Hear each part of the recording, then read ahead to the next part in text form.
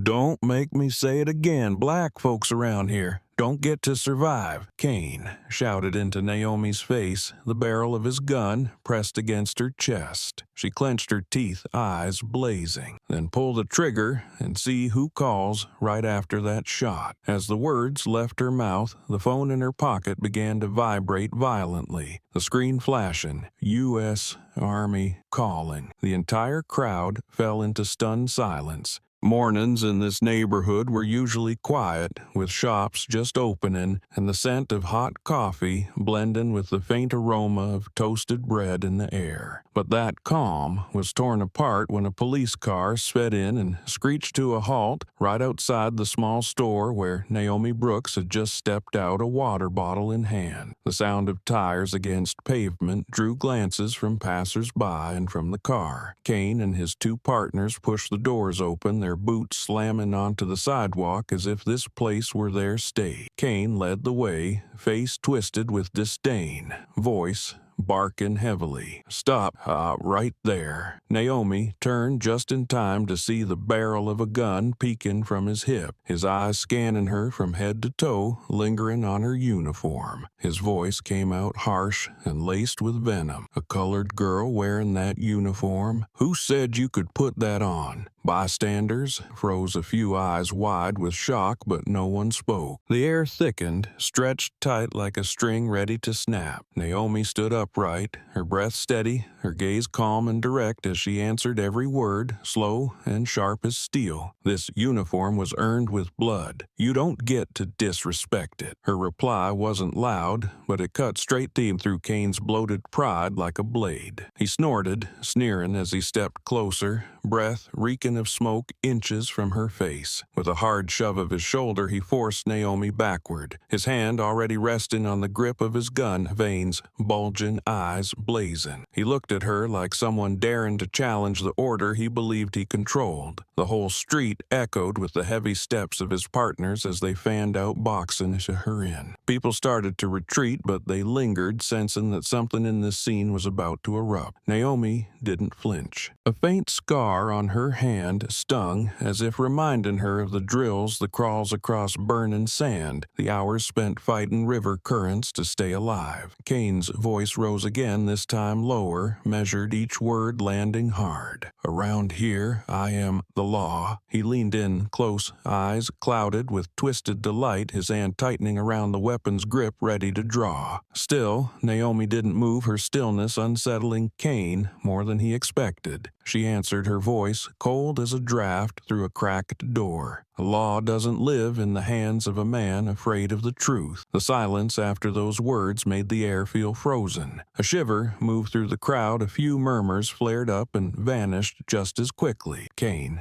clenched his teeth, blood rushing to his face, the thought of being challenged by a black woman in the middle of the street driving him mad. He suddenly shoved Naomi again, harder this time, as if the impact could knock her down, but she didn't budge. She barely swayed, her eyes locked onto his, bright and unflinching, not defiant but firm, the kind of look that could make any oppressor itch deep in their gut. Kane snarled through gritted teeth, voice low and feral, "You think I'm gonna let you get away with this?" For a moment, no one breathed, no one spoke. Only the soft wind rustled scraps of newspaper across the sidewalk. A child clung to his mother's hand, wide-eyed, watching a police officer face off with a woman in uniform. The mother pulled her child back, but her gaze stayed fixed on the scene, knowing something was about to spin out of control. Naomi drew in a deep breath. The first sunlight of the day broke through the clouds, falling across her shoulders, catching a glint of silver on her rank insignia. That light seemed to provoke Kane even more, his hand trembling slightly as he lowered his voice to a whisper, just loud enough for those nearby to hear, "You'll regret ever putting that on." Naomi clenched her fist, not to strike, but to keep herself steady. Images flashed through her mind, her teammates, the ones who had fallen in the desert, the ones who never got the chance to speak back against the insults. She knew now that every eye was on her, and the only choice she had was to stand tall and not bow. Her voice came out low and steady, not raised, but heavy enough to cut through the tension. "I don't need your approval, but you will remember this uniform never bows to cowards." Kane froze for a beat, as if he couldn't believe a sentence could shake him harder than any punch. He let out a roar, eyes wild, hand grabbing for his gun, but it still trembled because deep down he felt the fear of being seen too clearly, the fear of losing the control he had always imagined was his. The crowd began to press, and a few phones raised screens glowing and catching Naomi's sweat-drenched but calm face. A voice called out from the back, "Keep filming.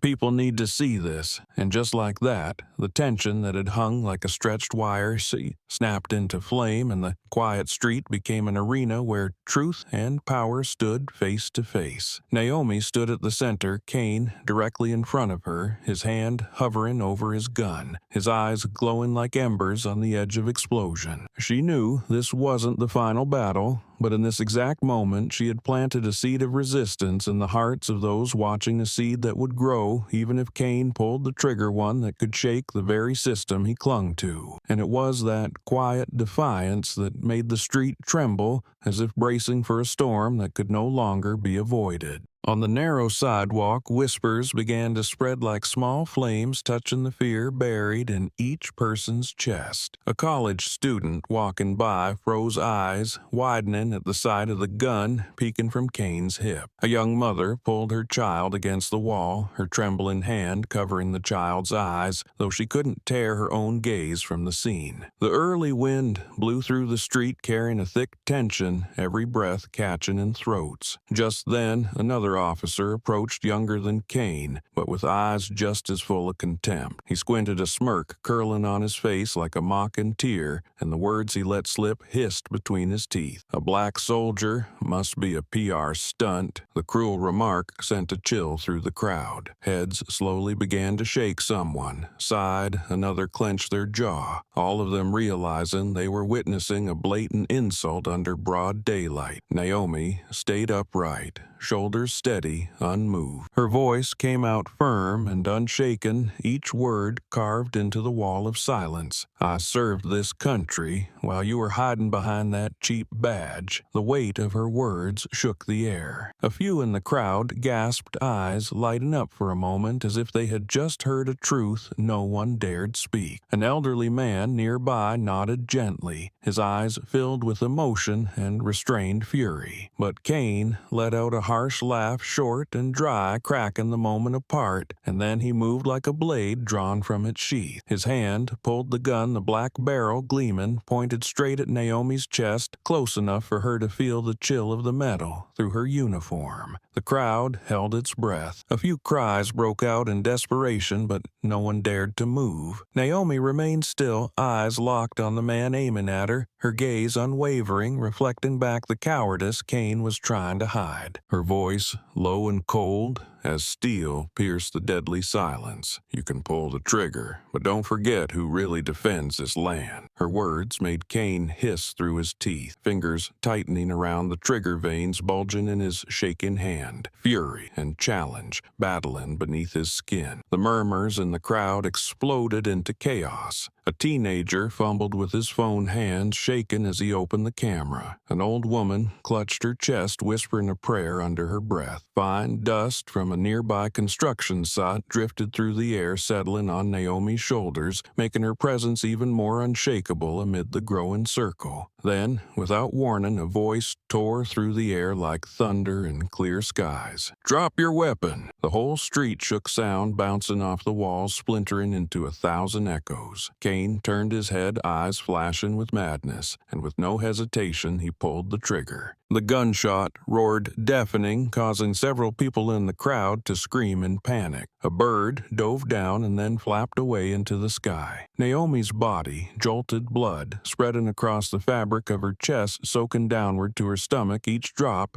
leaving a sharp red mark on the concrete. Her eyes widened, breath broken, but her gaze never left Kane. In that fleeting instant, the image burned itself into the minds of everyone present, a moment none of them would ever forget. The crowd erupted in shouts, some crying, some cursing, others stumbling back while still holding their phones high. A man yelled. He shot an officer. She's in uniform. Did everyone see that? His voice blended with the wail of sirens in the distance, turning an already tense scene into total chaos. A young man fell to the ground, trying to push forward, eyes wide, hands shaking as he held tight to the phone already recording, knowing this exact moment would become undeniable evidence. Naomi dropped to her knees, one hand pressed over the bleeding wound, the other bracing against the pavement to stay upright. Her breathing was heavy, but her eyes still burned with a fire that refused to die. She lifted her head, voice rasping but sharp as a blade. "You've turned justice into a joke." Her words came out quietly, but they cut deep into everyone's ears, even those holding weapons. Kane stepped back, a flicker of unease in his eyes, as if even he hadn't expected that after the shot she would still speak words that could shake him. On the sidewalk, a child sobbed and asked his mother, trembling, "Mom, why did they shoot her?" That innocent question sank into the thick air, and a few adults broke down in tears. A young man clutched his head, shouting at the police, "You kill people in broad daylight and think you'll get away with it." Those voices rose into a wave of fury, surging like floodwaters about to break through a dam. Kane gritted his teeth, raised his gun higher, turned toward the crowd and shouted, "Back off. Anyone filming gets shot." But even that threat wasn't enough to smother the rage boiling over. Naomi collapsed to one side, still clutching the wound. Her heart pounded in her chest, but her eyes held steady defiance. The person nearest heard her whisper a single line, weary but ringing with force, "I bled for this country, and this blood won't be forgotten." The words landed like a curse, jolting the crowd as if struck by electricity. Some began to cry. Others raised their phones higher, hands trembling but firm, determined not to miss a single second. In that moment, the street was no longer a place of peace, but had become a battlefield between truth and abuse of power. The sound of ambulance and police sirens echoed from a distance like a warning that this event would not end here. Naomi's blood mixed with the dust on the road, each red streak etched deep into the concrete as a mark that could never be erased. And from the very moment that the gunshot rang out, the history of this city and of the nation itself veered onto a path no one could have foreseen. The gunshot had barely rung out when the smoke mixed with the thick air, sharp with the scent of gunpowder and blood. Naomi staggered, her knee the pavement, her whole body trembling violently. One hand clutched the wound, pouring blood without pause. The other pressed against the cold concrete to keep from collapsing. Blood soaked through her uniform, spreading from her chest to her abdomen. Heavy drops falling to the sidewalk, mixing with the dust into a darkening stain that made anyone who saw it shudder. The medal, pinned to her chest, once a symbol of service and loyalty, was now stained red, its shine dulled beneath fresh blood, a brutal testament to the price she was paying.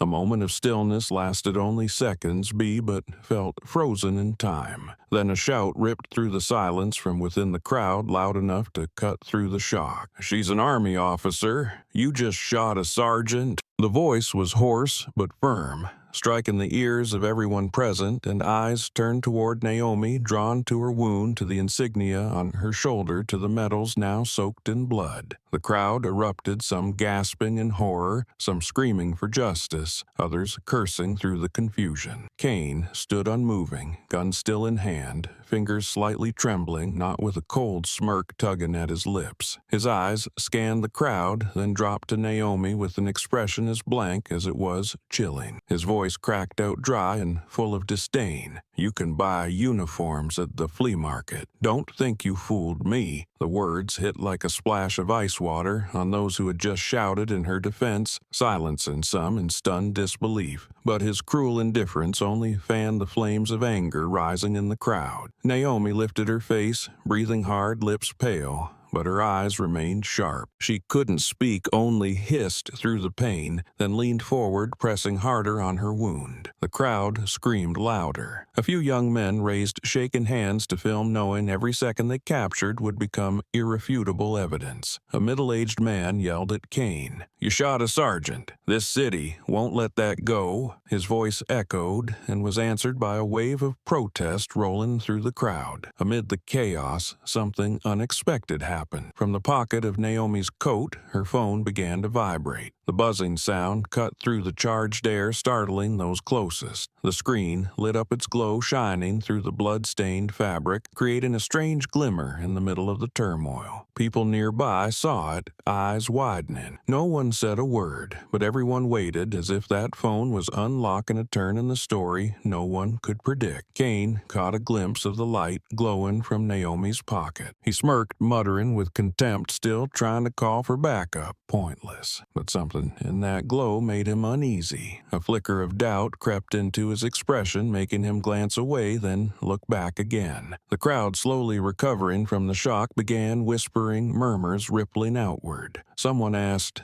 "Who's calling her right now?" An elderly woman shook her head slightly, her voice trembling. "Maybe family, but I have a feeling it's not." Naomi tilted her head, her heavy eyes struggling to focus on the light from her pocket. Her breathing came in short bursts, and her voice, nearly swallowed by the noise, still reached a few nearby. "They know already." The crowd looked around, confused, before the phone buzzed again, the vibration long and insistent, as if the caller refused to give up. A young man dared to step closer, glanced at the screen, then exhaled sharply, whispering in disbelief, It's a call from the military." His words rippled through those around him, stirring a surge of voices like a crashing wave. Kane heard the whisper, and his face tightened. He stepped back half a pace, then quickly clenched his teeth, forcing out a bitter laugh. A circus. All of this is just a circus. But his hand, still gripping the gun, was visibly shaken, impossible to hide from the dozens of eyes watching him. Naomi, through the sharp pain, let a faint smile slip at the corner of her lips, not from triumph, but because she knew the truth had begun to seep in. Though the blood still flowed,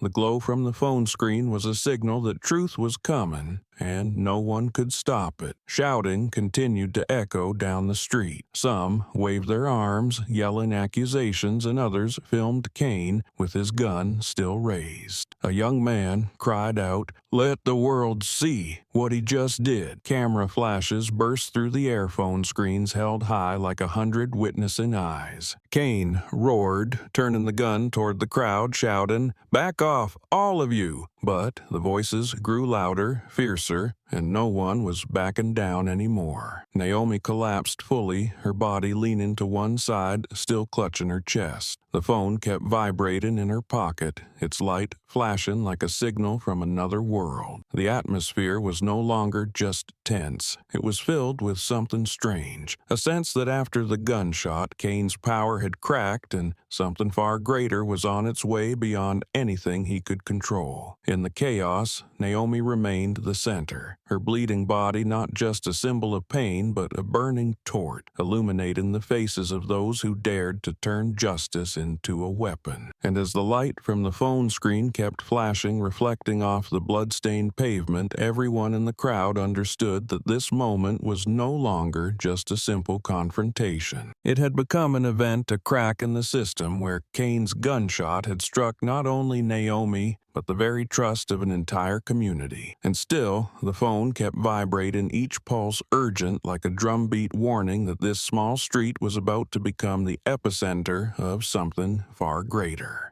The prolonged vibration from Naomi's blood-soaked pocket became the center of attention, like an alarm bell slicing through air already thick with tension. Those nearby fixed their eyes on it, murmuring quietly, no one daring to touch it yet, everyone sensing something unusual in each persistent buzz. Kane frowned, fingers tightening on his gun, stepping forward as if ready to rip the phone away. He leaned down, a mocking smile spreading across his face, back up. You think anyone gives a damn about you. But just as his hand touched the bloodied fabric, the phone lit up and rang out loudly, the sound sharp and jarring, cutting through even the shouts of the crowd. A younger officer beside Kane, visibly unsettled, glanced at the phone, then, almost instinctively, reached into Naomi's pocket and pulled it out as if driven by the need to silence the noise. The moment he brought it to his ear, a deep voice boomed through the speaker, echoing across the narrow street, powerful and unmistakable. "This is General Matthews, United States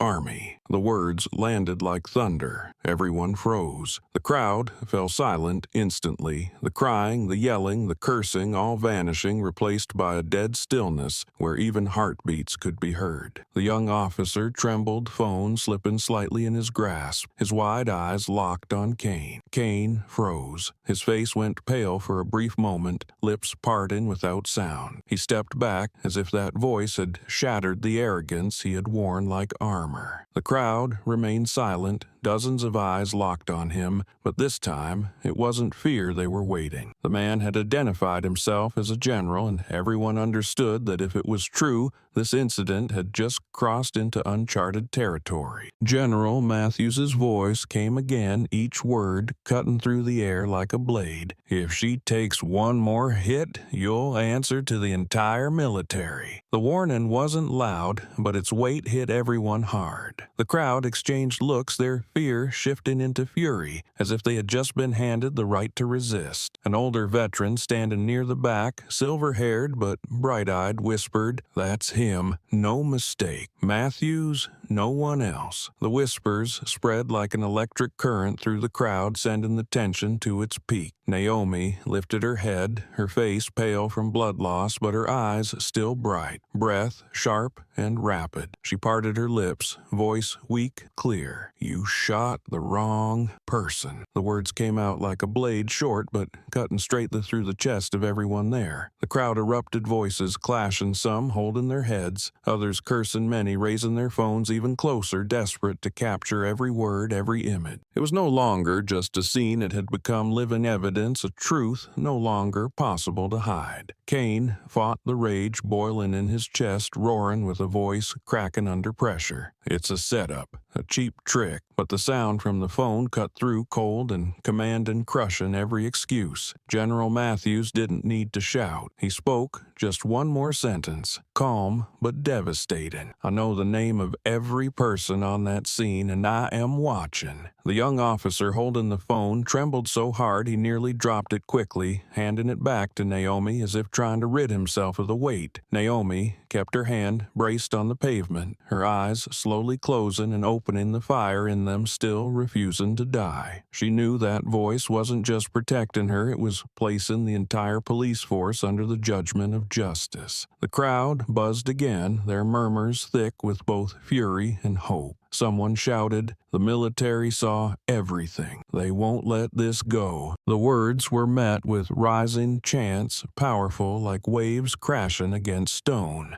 Kane turned to his partners, face flushed with shame and fury. He raised his gun at the crowd, snarling, "Shut the hell up!" But this time the crowd didn't back down. Someone yelled back, "You shot a female sergeant. Who the hell do you think still believes you?" The blow struck hard. Kane frozen eyes, bloodshot veins bulging at his temple, but he didn't fire again. Even he knew, after Matthew's voice, one more move would mean the end of him and of everyone standing beside him. Naomi tilted her head, a faint smile forming, though her lips were pale, her voice barely above a whisper, but each word still sharp as steel. "Justice is still here." The words rang out in the silence like a vow. Some in the crowd began to cry. Others nodded over and over. The phone stayed raised, still recording every second. The sky above remained heavy with clouds. But on that street, the light from the phone and the belief in the eyes of the people lit up the truth. One gunshot could never bury a person's dignity. And then, as the ringing stopped, the air remained thick. But it was no longer fear, it was anticipation. The crowd understood that from this moment on, everything had changed. Naomi Brooks was no longer longer just a woman stopped on the street. She had become a living symbol of an uneven confrontation where an officer abusing his power now stood face to face with the force of the military and the voice of a community. Kane lowered his weapon, his breathing heavy eyes shifting away. He knew the game of power he once mastered had slipped from his hands, and the person he had just dismissed had become the very flame that burned through the mask he and others like him had tried to build for so long.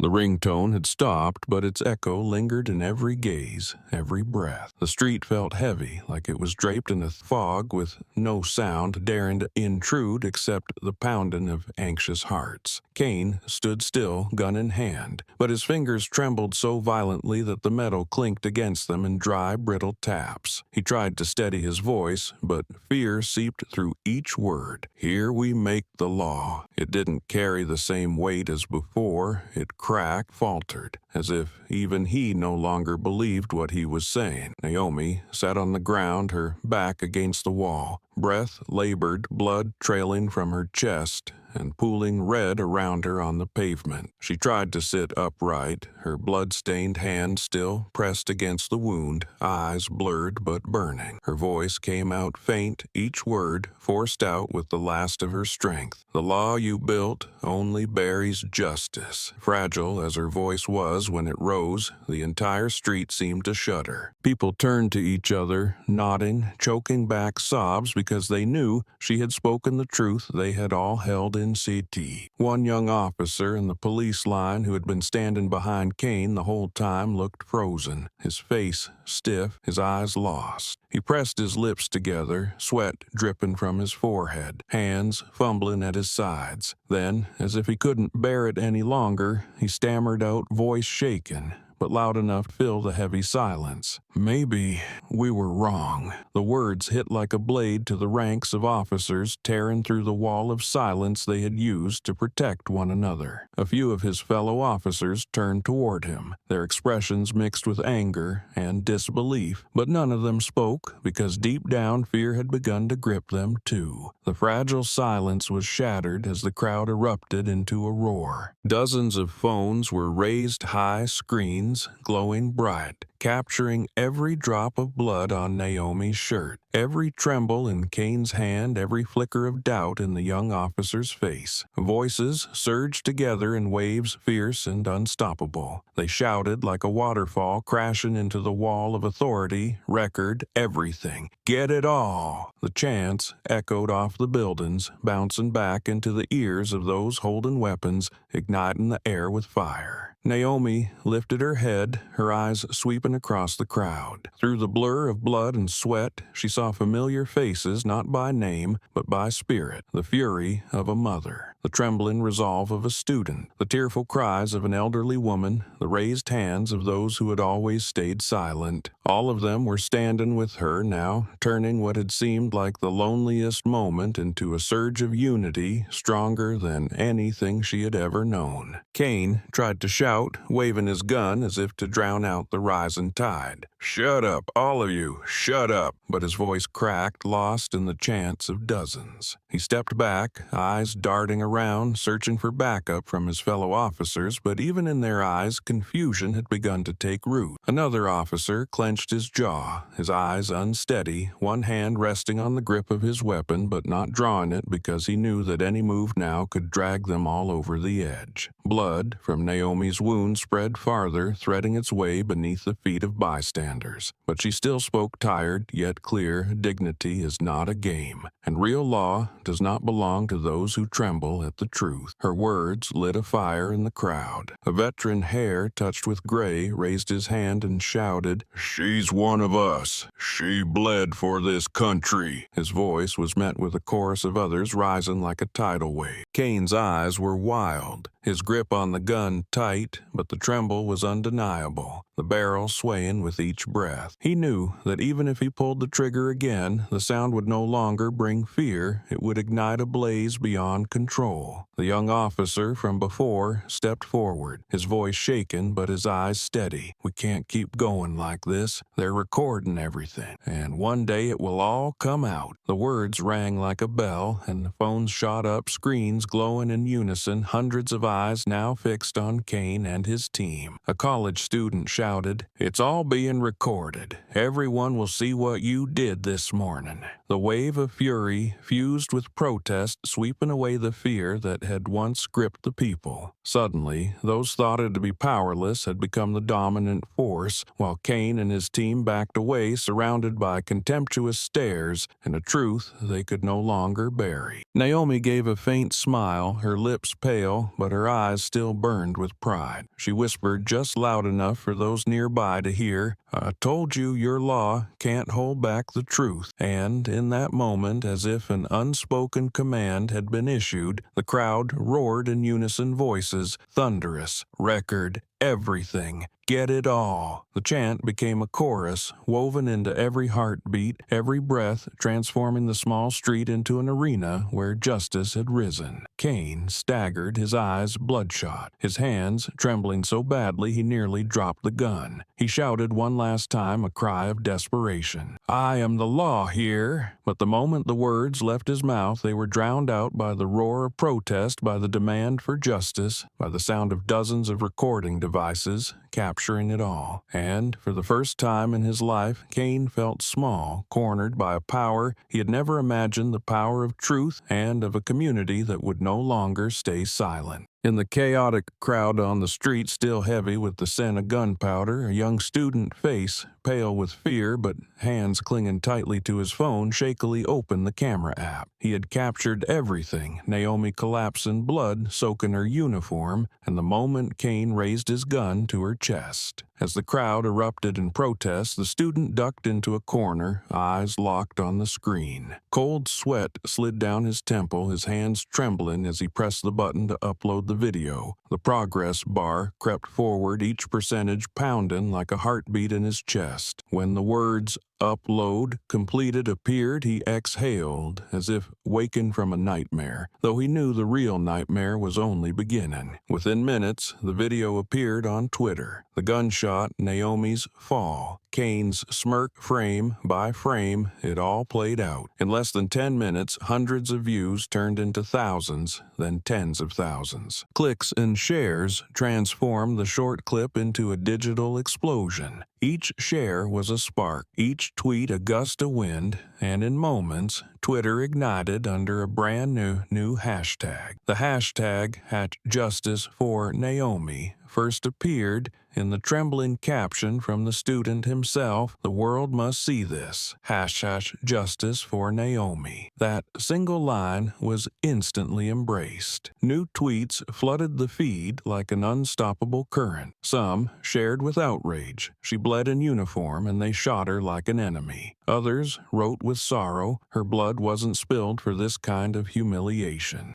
Justice for Naomi. Within 30 minutes, the hashtag climbed into the trending list, spreading far beyond the city. In the storm of outrage, users began analyzing every frame. One person paused the video, zoomed in on the medal on Naomi's chest, and posted with the caption, "This is no joke. That's a real rank. She's a sergeant." The screenshot went viral in minutes, shared tens of thousands of times. Former soldiers, veterans, and even strangers who simply knew right from wrong began to speak out. They typed with fury, every word a hammer struck against denial. They shot a sergeant in the military. They shot at the honor of us all. The most viral comment appeared when one user, consumed by rage, wrote, "They shot a soldier, not a suspect." That short, razor-sharp sentence spread at lightning speed, printed in bold across hundreds of thousands of posts, turned into wallpapers, slogans, declarations. It wasn't just a comment anymore. It had become a blade cutting into the pride of an entire system. Social media erupted. Each account, each post became a torch, lighting up a battlefield far bigger than the street where Naomi fell. In college dorms, dark rooms were lit only by screens with dozens of eyes locked on the clipped voices filled with rage. In coffee shops, Naomi's image appeared on laptop screens, every drop of blood hitting the pavement, bringing customers to tears in the middle of crowds. crowds. In small homes where veterans lived quietly with their families, the video played again and again, each viewing squeezing fists tighter, each tear falling onto old wooden tables. Kane and his fellow officers had no idea that while they still held their weapons, the entire world was staring straight at them through phone screen. The truth was no longer confined to one street. It had spread, flowing into every corner of everyday life. People began asking questions, pounding keyboards like battering rams against the gates of justice. Who will answer for this shot? How many more times must we witness this? These questions burrowed deep into the national psyche,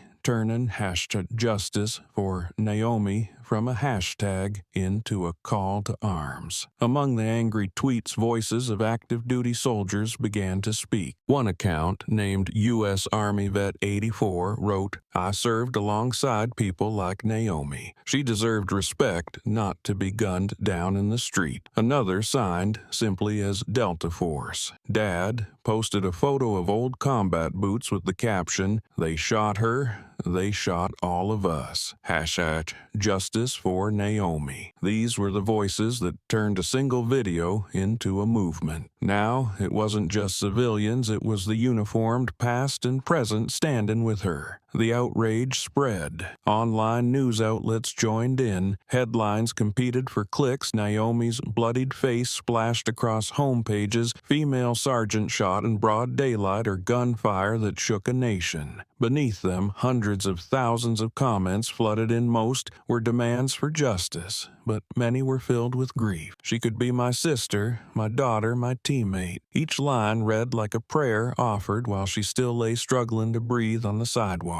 In a matter of moments, Naomi Brooks was no longer just a name, no longer just a face on a street veiled in gun smoke. She had become a symbol, the center of an earthquake where millions shouted in unison through a digital sky. They shot a soldier, not a suspect. And from that digital space, the heat surged back into the real world, preparing to sweep through those who believed a single bullet could silence an entire city. The press room that morning was stifling, thick with heat from dozens of cameras and harsh lighting that made the space feel even more blinding. Rows of seats were packed with reporters, notebooks, microphones, and phones, ready faces, stern eyes, sharp as blades. Only one night had passed since the video exploded online, but the wave of outrage had already spiraled out of control. The police department was forced to call an emergency press conference, hoping to calm the storm. But even before the spokesperson entered the room, buzzed like an unofficial courtroom. Questions flew across the room, tension pulsed through every whispered comment, and no one could hide the mix of impatience and anger in the air. The door opened, and the police spokesperson stepped to the podium, face tense but wearing a strained performative calm. He adjusted the microphone, took a deep breath, and spoke in a dry, brittle tone. "We acted according to protocol." Fewer than 10 words, but they hit like a shockwave. The room erupted. Microphones shot up, cameras surged forward, and the space exploded in noise. No one needed to hear another sentence. That one line had already enraged them. What kind of protocol allows shooting an unarmed woman, especially one in uniform with visible rank? A young reporter shot up from his seat, voice blazing over the chaos. "What protocol allows you to shoot an unarmed military sergeant?" The question sliced through the air, pinning the spokesperson in place. His face twitched. He opened his mouth, but before he could speak, a storm of other voices followed. "How long will you keep covering this up? Do you think her uniform was just a costume? Who gave the order to fire?" The questions hit like hammers, one after another, and the spokesperson broke into a sweat, his hand trembling as he gripped the edge of the wooden podium. Meanwhile, the large screen behind him suddenly lit up with a still frame from the video. Naomi, collapsing, blood spreading across her chest, and on her chest, her rank and medal gleaming under the sunlight. The image, blown up to full size, filled the entire room. For several seconds, everything fell silent. No one could deny the truth anymore.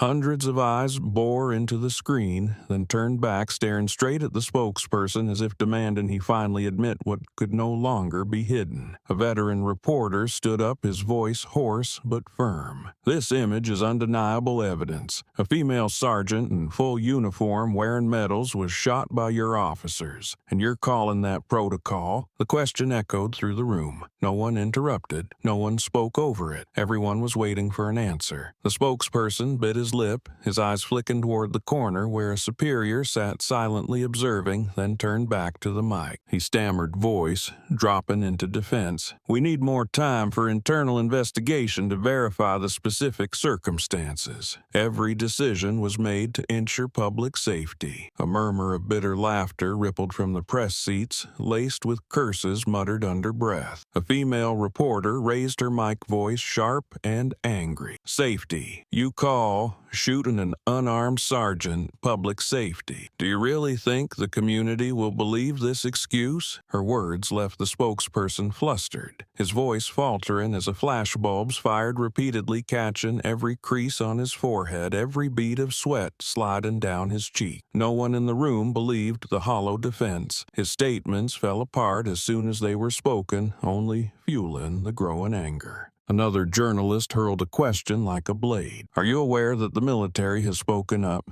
Do you know the name Matthews was heard at the scene? Are you going to deny the voice of a general?" The questions came in waves, forcing the spokesperson to backpedal, his calm unraveling with each step. The press room turned into an unofficial courtroom. Every reporter became a prosecutor, every question a charge. Online, the live stream of the press conference was being shared relentlessly, watched by millions in outrage. They saw the truth on screen, and they saw a system trying to cover it with empty words. Truth, once revealed, cannot be pushed back into the dark. Comments poured in beneath the broadcast. "Call it what it is, a protocol for murder. If this is justice, then we've lost everything. #justice for Naomi will not stop." The spokesperson tried to end the conference with a promise to investigate, but no one was listening. Protest filled the air. Microphones shot up. Flashes burst like lightning. No one found answers, but what they did find was undeniable proof that the police had no intention of admitting fault, and that only made the fury spread faster. As the spokesperson stepped off the podium in haste, his figure was swallowed by cameras and a storm of unanswered questions hurled like rain. How will you answer the military? What will you tell Naomi's family? Who exactly are you protecting? Outside, a gray sky cast its shadow over the city, but inside millions of hearts, the fire of anger burned fiercely. The press conference, once expected to calm public outrage, had instead become fuel poured onto the blaze of justice. And one thing was now undeniable. Naomi Brooks was no longer just a name. She had become a banner of fury, and the empty defenses of the police department only made that force grow stronger. The entire country sank into a heavy atmosphere the next morning as nearly every major television network aired stills pulled from the viral clip. On screen was the moment Naomi Brooks collapsed, blood spreading deep red across her uniform, her eyes still burning through the pain. The footage slowed frame by frame, the gunshot echoed, then came the image of Kane standing unsteady, gun still hot in his hand. The footage looped broadcast in prime time again and again throughout the day like a blade cutting straight into the hearts of millions. In small living rooms, families sat frozen in front of the screen, some stunned, some in tears, others clenching their fists in fury. In a special news segment, a veteran who had served in Naomi's unit was brought into the studio. His hair was gray, his voice trembling with emotion, his eyes glassy as the clip replayed behind him on the big screen. He pressed a clenched fist to his chest, trying to stay composed, but his words still cracked. "They shot my teammate like they were shooting the heart of the military." The line fell like a heavy bell, casting silence across the entire studio. The anchor bowed his head briefly, then looked up, voice sharp, and cut in each word hammered out like a blow to the mask of pretense. "If this is justice,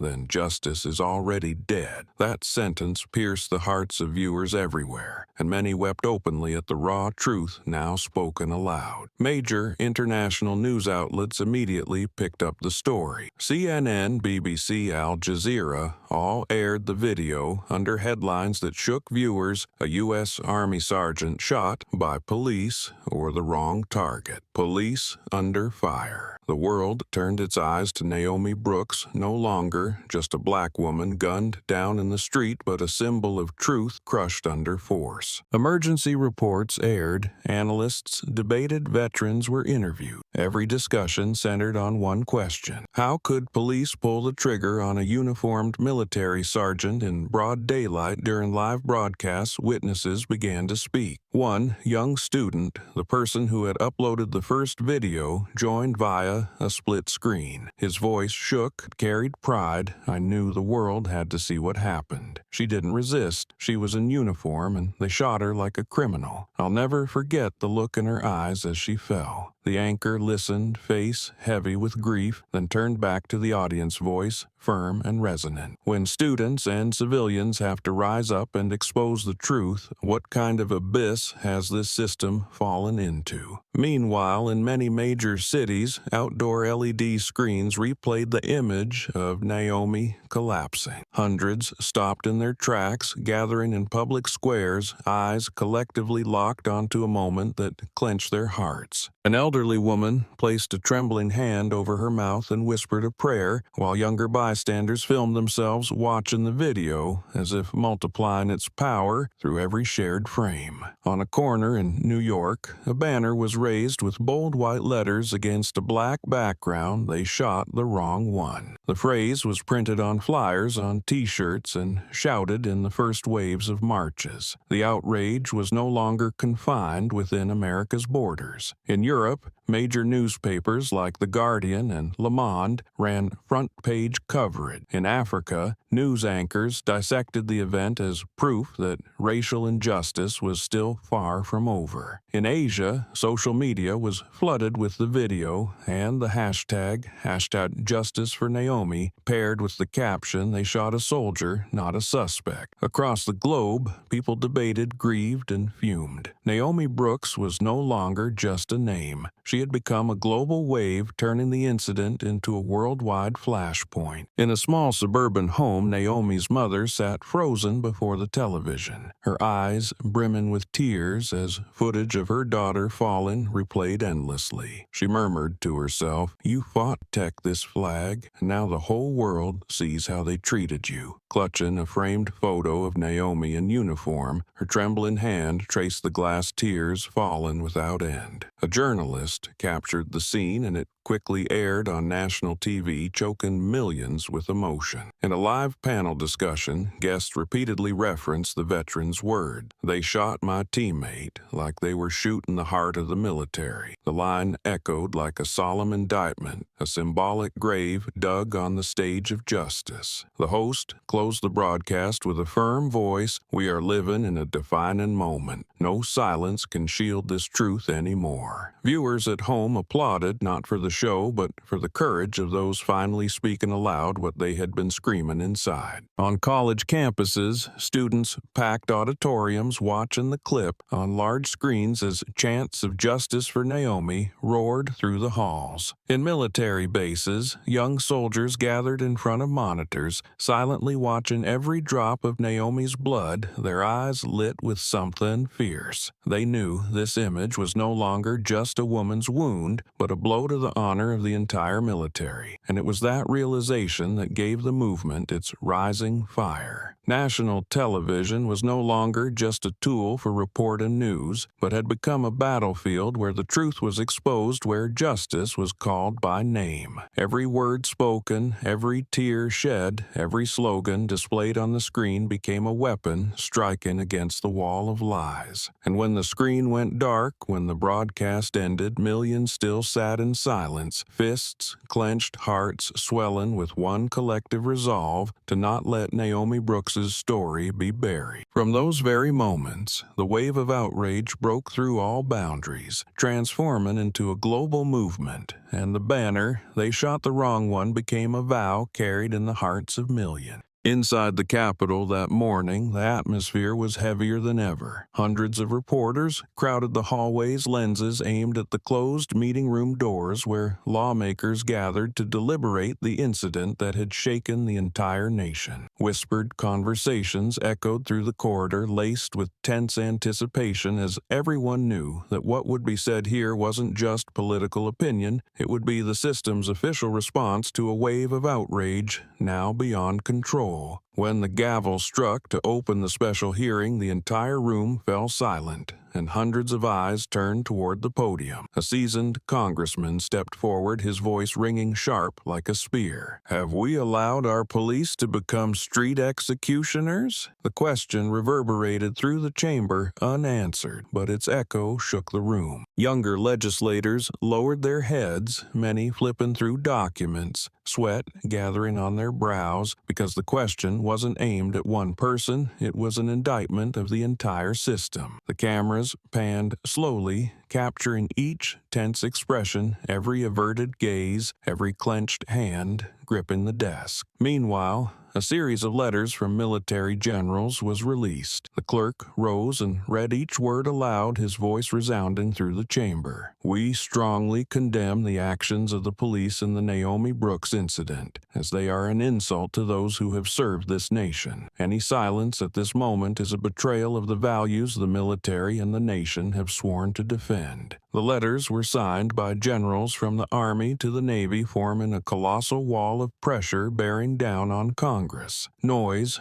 rose after each letter was read. A young representative stood up, voice trembling but filled with resolve. "People out there are lighting candles, chanting Naomi Brooks's name, and we sit here without the courage to speak. If we remain silent, we are complicit." Applause erupted from some rows, spreading out, not unanimous, but strong enough to shake the room's atmosphere. The cold expressions of a few dissenters suddenly looked out of place in the rising tide of emotion. The live broadcast from the chamber held the nation's full attention. On giant screens in public squares, the congressman's question and the general's letters appeared transmitted as undeniable declarations. Young soldiers in barracks stood at attention before the screens, eyes burning bright, while citizens in cafes and marketplaces paused to listen to every word. The pressure from both outside and within the military now loomed over Congress, turning it into a battlefield for the truth. The session continued with fierce voices, questions hurled like hammers pounding against a wall of silence. A female congresswoman tapped the table, her tone firm. "If Congress does not act, the people will lose faith in this democracy." Her words drew nods, quick glances, exchanged pens scribbling rapidly, because everyone in the room understood they could not afford further delay. The atmosphere in the chamber swelled to a point where it felt palpable. History was knocking right before their eyes, and every decision they were about to make would leave an indelible mark. Immediately following the stormy session at the Capitol, pressure from the public and the stern letters from military leaders forced the Department of Justice to act. The federal agency could delay no longer, as the entire nation had its eyes on them. When the decision was announced, the FBI spokesperson appeared before camera's voice, calm but weighty, confirming, "We have officially opened a special investigation into the incident involving Sergeant Naomi Brooks." That statement was not just bureaucratic protocol, it was a declaration that the federal system had entered the battlefront. News spread swiftly, causing another wave of impact. Major media outlets broke the story, and several networks cut into regular programming to air the announcement live. People gathered in clusters cheering when the words "special investigation" appeared on screen. In small cafes, cups paused mid-air and every conversation shifted to a single topic. On social media, millions of comments poured beneath the headlines, many typing heartfelt messages. This is the moment justice must speak. Within the police force, course, the shock was even greater. Suspension notices for all individuals involved were issued that same afternoon. Bradley Kane's name led the list, followed by others who had been present at the scene. The decision cast a heavy shadow over the department, with many officers sitting in silence staring at the suspension notice, reading it again and again. No justification could shield them now. The direct blow from the FBI had slammed shut every door of evasion. Outside, the police department crowds erupted with cheers upon hearing the news. Slogans rose, higher voices chanting in unison against the glass walls of the building, "Justice for Naomi." Some wept, understanding this was only the beginning, but at least there was now a sign that the system could not remain silent forever. On veteran forums, the news spread like wildfire, with many writing that they had never witnessed such powerful unity between the military and the people. In Congress, lawmakers who had just concluded the hearing continued speaking to the press. One stated, "The FBI's decision is a necessary step, but we will follow through to the end." That statement made it clear the matter could not stop at symbolism. The public demands the truth, and the bullets that were fired must be answered with legal accountability. The suspension of the officers involved was no longer just a headline, it had become a symbol of change. Proved that what the people had done, from recording video and sharing it across social media to taking to the streets and protest, had created pressure strong enough to make the entire system bow its head. In Naomi's eyes, still etched onto millions of screens, that decision resembled a vow that silence would no longer reign. And from the moment the FBI intervened, the story ceased to belong to one city. It became a national legal battle, where the truth would have to be brought into the light.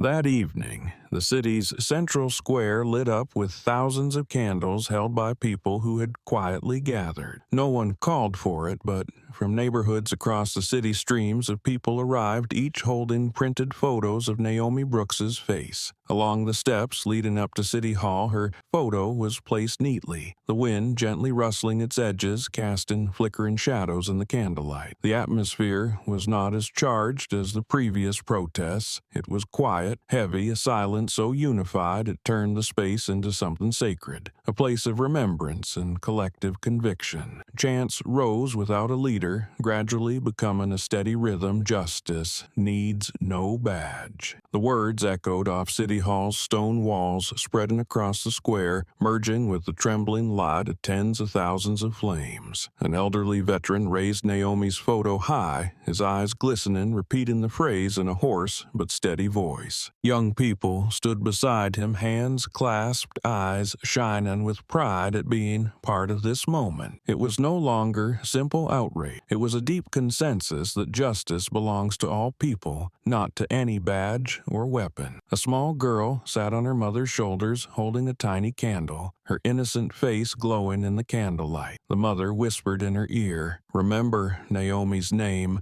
so when you grow up you know justice must be protected." The simple sentence, overheard by those nearby, brought tears to many eyes, because they knew this night wasn't only about remembering, it was about planting seeds for the next generation. Above them, City Hall's balcony hung heavy with banners, bold letters stretching across, "Justice needs no badge." The image was quickly captured and spread online as an unforgettable message. Music began from one corner of the square, not a mournful song but a tender ballad played by a group of students with acoustic guitars. The simple strumming blended with quiet, emotional voices, drawing listeners into silence before they joined in song. The night sky had no moon, but the light from the thousands of candles and the music together created a moment so moving that anyone witnessing it felt a lump in their throat. A reporter recording the scene whispered, "This is an image history will never erase." In the center of the square, a veteran climbed the steps and placed down the steel helmet that had followed him through years of war. He stood tall, saluting Naomi's photo. The gesture brought the crowd to a hush for a few seconds before erupting into a thunderous chant of "Justice needs no badge" that rolled down the street. Everyone knew it wasn't a single ritual, but a connection between past and present, between those who had fallen and those still carrying forward. That night, the square was no longer a place for political speeches, but became a sanctuary of unity. Each candle was a promise. Each photo of Naomi a reminder, each chant a hammer blow against the wall of silence. People left only when the candles had nearly burned out, but the light remained in their hearts like a flame that could not be extinguished. And from that candlelight vigil, Naomi Brooks officially stepped out of the role of a victim to become a symbol, not just in the hearts of the city's residents, but in the hearts of millions around the world. The glow of tens of thousands of candles flared across the square like a quiet sea of fire as the crowd bowed their heads for moments of prayer. Prayers rose from many voices, some whispered through tears, others spoken aloud in brief but heavy declarations of faith. A soft breeze made the flames tremble, their light casting shadows across each face, creating a portrait both peaceful and aching. People raised their phones high, screens lighting up together, turning the square into a sky of artificial stars where every small light gathered to drive back the darkness. Live streams began instantly, so those hundreds or thousands of miles away could still light their screens and share in this atmosphere of remembrance and resolve. A song rose from a group of young people, a simple melody full of longing quickly spreading across the square. People joined in one after another, and the lyrics became more than music. They turned into a collective prayer. A young mother cradled her child, leaning in to whisper, "Remember this light not for mourning, but to remind us that justice must always be upheld." The little girl looked up, her innocent eyes reflecting the candlelight, and that very moment became an image shared across social media, proof that this story didn't belong only to the present, but was already a legacy for generations to come. Amid the wave of light and the sound of prayers, Naomi's image was everywhere. In the photos, laid on the steps and the phones, replaying the moment she fell in the banners held high by thousands of hands. All of it confirmed she was no longer just an individual. Naomi Brooks had become a symbol of resistance, a voice for the silenced, a figure of unyielding strength. A veteran stood in the middle of the crowd, his voice booming like a call to arms. She fell to expose the truth, and we will not let that sacrifice be in vain. The answering chant thundered back, rolling like a wave, carving itself into collective memory. During the candlelight vigil, resistance did not come from violence but from unity. The half-burned candles, the phones held high, the hands clasped tightly together were all ways the community sent a message that they were no longer afraid. Naomi, her face streaked with blood in the video, now appeared in everyone's mind as an unbreakable warrior, proof courage could ignite the fire of an entire movement. As footsteps slowly left the square, many still turned back for one last look, as if to etch into their hearts the image of an endless sea of light, where one name rose beyond the identity of a victim to become an eternal symbol of justice and resistance.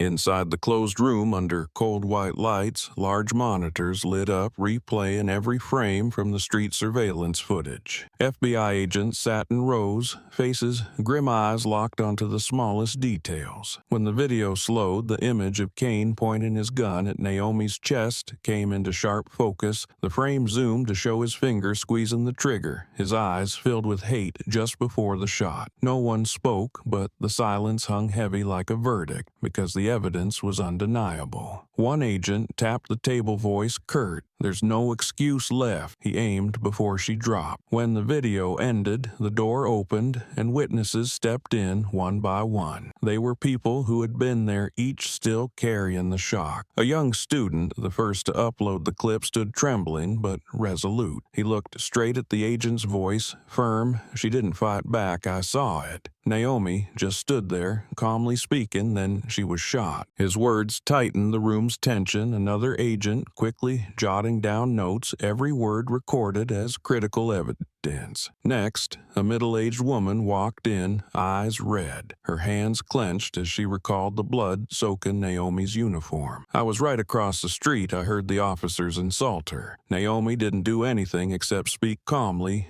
and yet they pulled the trigger like it was nothing. Her voice broke, the room fell quiet for a few seconds, then an agent leaned forward and said, "Your statement will be on record, and we'll use it to bring this case into the light." Another witness, a former soldier, delivered a statement that demanded attention. He spoke slowly, voice steady and sharp. "I know the look of a soldier under threat," and Naomi showed no sign of resistance. She only held her head high, defending her dignity, and that's what made them uncomfortable. Then the gun went off. His words landed like a blade against the wall of denial, leaving no space for further excuses. Dense notes filled the pages, each detail added from the taunts to Kane's approach to the second Naomi fell. The agents looked at one another, no longer uncertain but sure this was an unlawful shooting driven by abuse of power and marked by clear discrimination. One stood voice unwavering. "We're not just investigating a cop, we're investigating the system that protected him."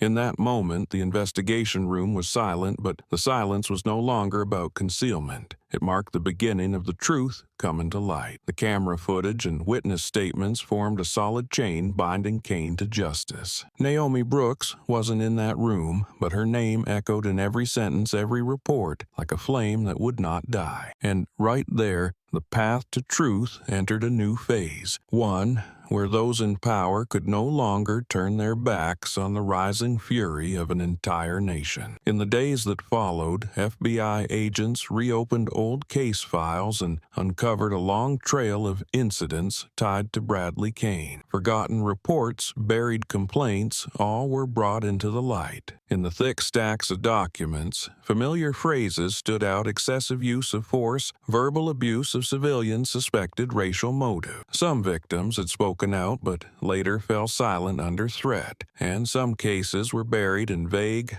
half-written report. When all the data was pieced together, the picture was clear. Kane hadn't made a single mistake. He had been abusing power for years, protected by the bad. News of the records quickly spread and triggered a fresh wave of outrage. People read each detail and saw the same patterns Naomi had suffered. They realized that if not for the shot that shook the country, Kane might still be shielded. Across the press, headlines screamed, "One officer, many scars, power abused, system silent." These words became a mirror, reflecting the truth that justice had long been buried in file drawers. At military headquarters, General Matthews received the full FBI report. He sat silently scanning each page, his aged face lit by a fire of rage. Matthews had seen battlefields, had watched comrades fall, but nothing angered him more than seeing a female sergeant murdered on the very soil she had sworn to protect by the hand of someone sworn to uphold order. He slammed the table. His voice thundered through the meeting room. "If we stay silent, we are complicit, and I will never be complicit." The very next day, Matthews sent a formal request to the Department of Justice and Congress. A public trial must be held. In his letter, he wrote, "The people have the right to witness justice at work, and the military has the right to defend the honor of those who sacrificed for this country. Only a public trial can cleanse the stain that has fallen across this system." His words were not a gentle plea, but a command carrying the weight of the most respected general of the moment. When the contents of the letter were made public, the media immediately reported it. People cheered in city squares, and a flood of comments surged online.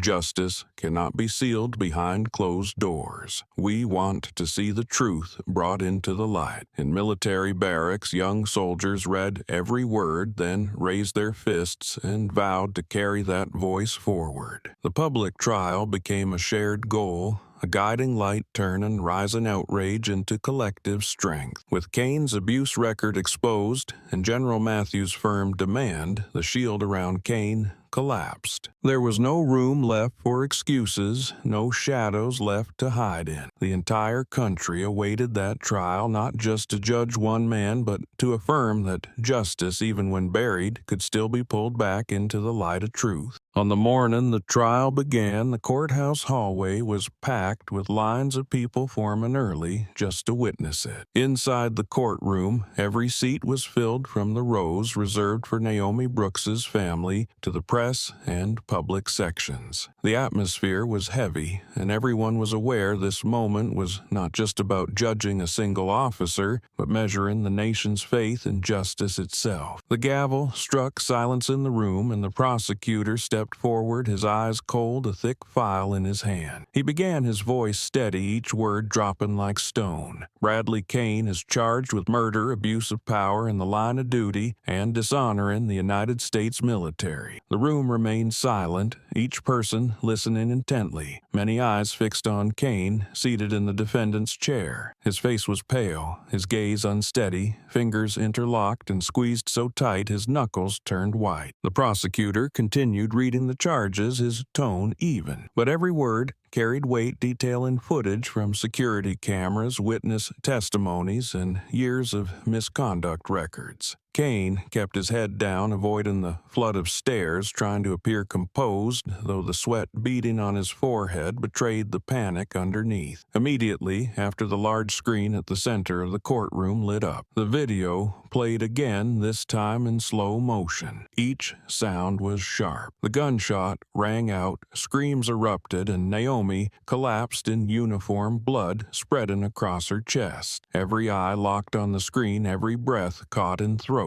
Some covered their mouths, others closed their eyes, but no one turned away. The frame zoomed in on Kane, aiming at Naomi's chest, the image so clear it left no room for denial, freezing the courtroom in stunned silence. That silence stretched, broken only by the quiet tap of the clerk's pen against the desk. Naomi's mother sat in the front row, tears streaming down her face, gripping her daughter's photo tightly. An elderly veteran bowed his head, lips moving in a silent prayer. The prosecutor let the video finish, then turned to the bench, his voice calm but resolute. This was not a split-second reaction. It was a deliberate choice. He aimed, he pressed the gun to her chest, and he fired. That truth needs no further explanation. A ripple of murmurs spread, but was quickly cut short as the judge raised a hand for order. In that room, everyone understood they were witnessing a historic moment, where the truth had been laid bare, leaving no escape for the one who pulled the trigger. Kane closed his eyes, his shoulders trembling as if finally feeling the weight of the charges crashing down on him. And from that moment forward, no one doubted that this trial would determine his fate and forever mark Naomi Brooks as an enduring symbol in the fight for justice. As the video paused on the frame of Naomi, collapsing, the lights in the courtroom dimmed slightly, leaving a heavy shadow over the defendant's bench. Kane sat frozen, his trembling fingers tightly interlaced, his face visibly drained of color. His skin turned pale, his eyes bloodshot with tension, and he bowed his head low, avoiding the piercing stares of the hundreds watching him. The arrogance and defiance he once held on the street had vanished, leaving only a solitary man cornered by the truth. Kane's shoulders hunched as if trying to shrink away, but the silence offered him no escape as every piece of evidence pointed directly at him. The prosecutor, after letting the silence linger for a few seconds, stepped slowly toward the wooden podium. His voice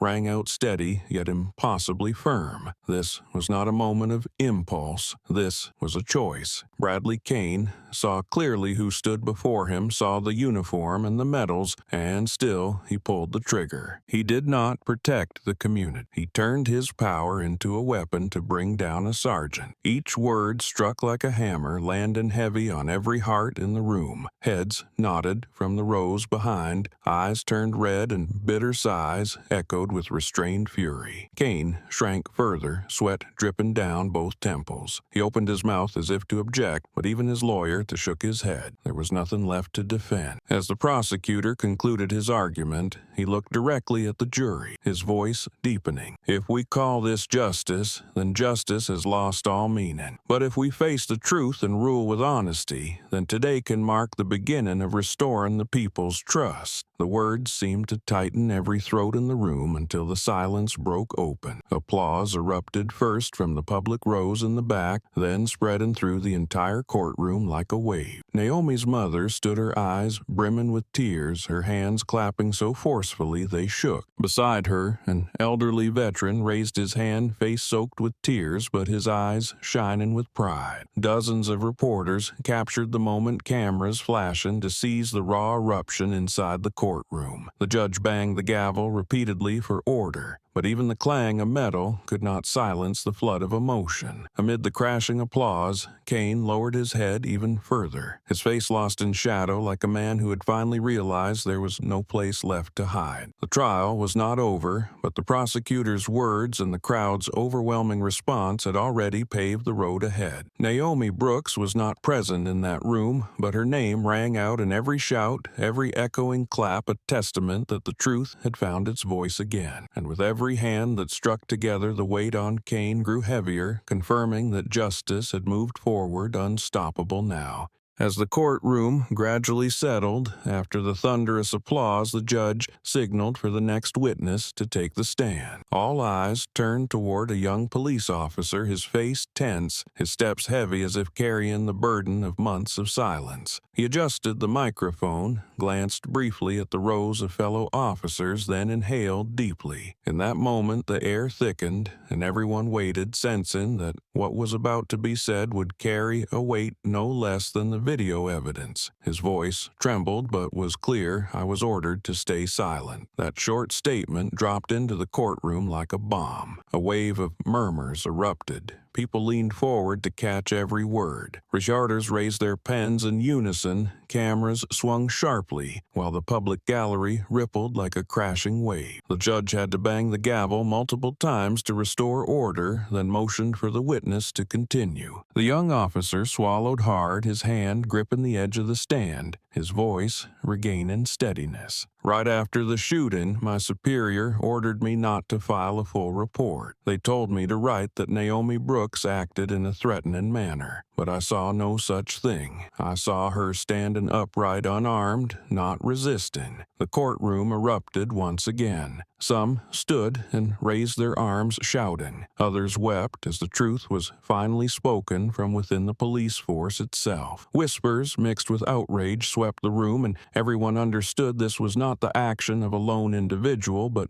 part of a systemic cover-up. The prosecutor clenched the case file, his eyes gleaming, knowing this testimony was the missing piece, a living witness that could not be denied. From the defendant's bench, Kane gripped the armrests, his bloodshot eyes locked on the witness as if to intimidate, but the young officer did not look away. He continued, his voice growing stronger. I know speaking out could cost me my job, maybe more, but I saw it happen, and I can't stay silent. Naomi Brooks threatened no one. She was a soldier who gave her life to defend this country, and we betrayed her with lies. The courtroom exploded in chants. Many raised photos of Naomi, and the clapping drowned out the judge's gavel. Live tweets from inside the courtroom spread instantly, and millions outside read the words I was ordered to stay silent and saw them as undeniable proof of the rot that had been hidden. Reporters scrambled to write, fully aware they were witnessing a turning point. In that moment, the truth moved beyond the files and the video. It became vivid through the words of a young witness, someone who dared to defy fear, to speak what everyone needed to hear. And as the chants continued to rise in the courtroom, one thing became clear. Naomi Brooks did not fall in silence because her courage ignited others to rise, to break the wall of concealment so that justice would no longer be a distant concept, but a truth being rewritten right here. The moment the young officer's testimony ended, the courtroom shook, and no one could maintain the composure they had entered with. A middle-aged man in the public gallery suddenly slammed his hand on the wooden table, the sound louder than the judge's gavel. He stood up, voice echoing with certainty. We saw it all in the video. That sentence was like a spark tossed into a sea of restrained anger. Others slammed the tables in agreement, the pounding London form in a steady rhythm like drums spreading across the vast room. That sound was no longer just a reaction. It was a declaration from the community, a vow not to let justice be distorted by justification. Within that rising wave of protest, those seated in the back shouted in unison, eyes blazing, hands raised high with images of Naomi Brooks. Reporters quickly captured the moment, lenses sweeping across the scene every second, becoming historical documentation. A young woman, her voice trembling but firm, added, "No one can deny it. The footage says more than any report." Naomi fell in uniform without resistance, and we all saw it. Her words intensified the atmosphere, and the people knew their power did not lie in scattered pleas but in collective resolve made visible inside the courtroom itself. The prosecutor stepped back, letting the wave of emotion swell on its own. He needed no further emphasis because the public's reaction was the most powerful testimony of all. On the defense bench, heads were bowed, glances exchanged under mounting pressure as they realized the narrative had slipped from their control. Each slammed fist, each unified shout had transformed the courtroom into a stage where the undeniable truth was laid bare. At the bench, the judge sat still. His face was tight, eyes locked forward, lips pressed into a thin line, revealing nothing. He struck the gavel a few more times, but the sound was faint amid the growing storm inside the courtroom. His silence was not indifference, but a way of containing the massive pressure settling on his shoulders. Each crease on his forehead, every slow drop of sweat rolling down his temple, showed he understood the gravity of this moment. A rushed verdict could ignite the fire, but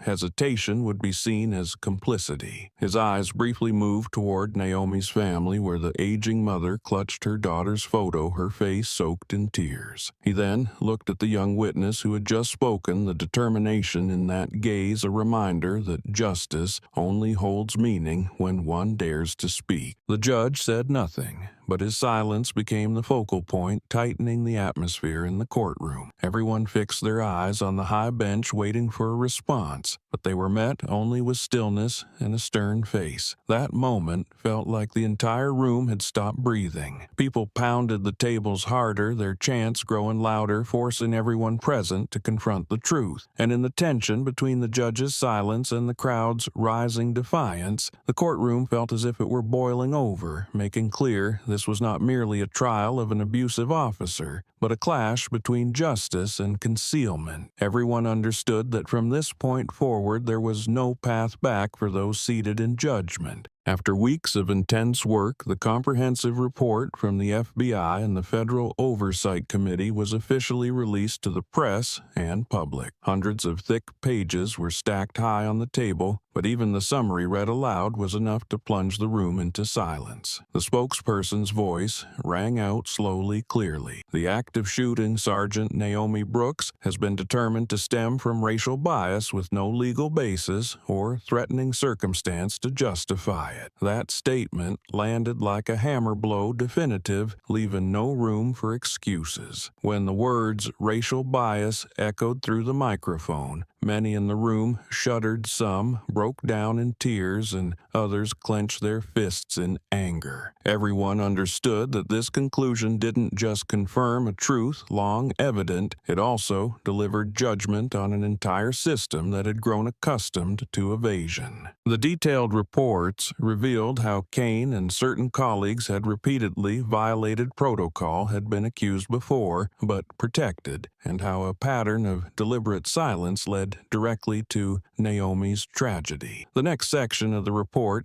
ignited even greater public outcry. For the first time in the city's history, an entire police department was held collectively responsible. Investigators made it clear this was not an individual error, as numerous supervisors had ignored warnings, many commanding officers had signed off on falsified reports, and the internal oversight apparatus had willfully looked the other way. Each line of the report stripped away the outer shell, exposing a stark truth. The guilt lay not only in one man's trigger finger, but in the entire machinery that enabled his abuse of power. The findings were immediately broadcast live across all major networks. On large screens, millions watched, their eyes fixed on the headlines scrolling across police department held collectively accountable. In homes, families held hands. In military barracks, soldiers stood as one, eyes lit with renewed belief that justice had been affirmed. The chants of protest in the streets turned to cheers because they knew this time the truth would no longer be buried in the dark. A veteran journalist standing outside the hall remarked, "This is a verdict on a system, not just an individual." The quote was quickly picked up by major newspapers, becoming a defining message. The public began to view the event not merely as a heartbreaking case, but as a turning point in the fight for reform. Naomi Brooks was now not only a symbol of resistance, but also the woman who forced an entire institution to bow before justice. Inside the city's closed-door meeting room, faces once full of confidence were now lowered, knowing the era of cover-ups had ended. The final report not only assigned responsibility, but it also declared that sweeping reforms must be implemented immediately. And among the millions watching, the pain from that unjust bullet had turned into collective power, forcing those in control to change. Justice, after being suppressed for so long, had finally found its voice, and it was thunderous. As the final report was released, a chain reaction began. Those who had remained silent in the past, whether out of fear or threat, began to speak up. In small press briefings and live interviews, many faces appeared with eyes both trembling and determined. One man recounted how 3 years ago he was stopped by Kane in the street, searched and beaten, simply for questioning the reason he was pulled over. A woman said her son had been shoved onto the sidewalk by that same hand, and every complaint afterward vanished into blurry stacks of paperwork. One story followed another, many voices breaking mid-sentence, many in tears, but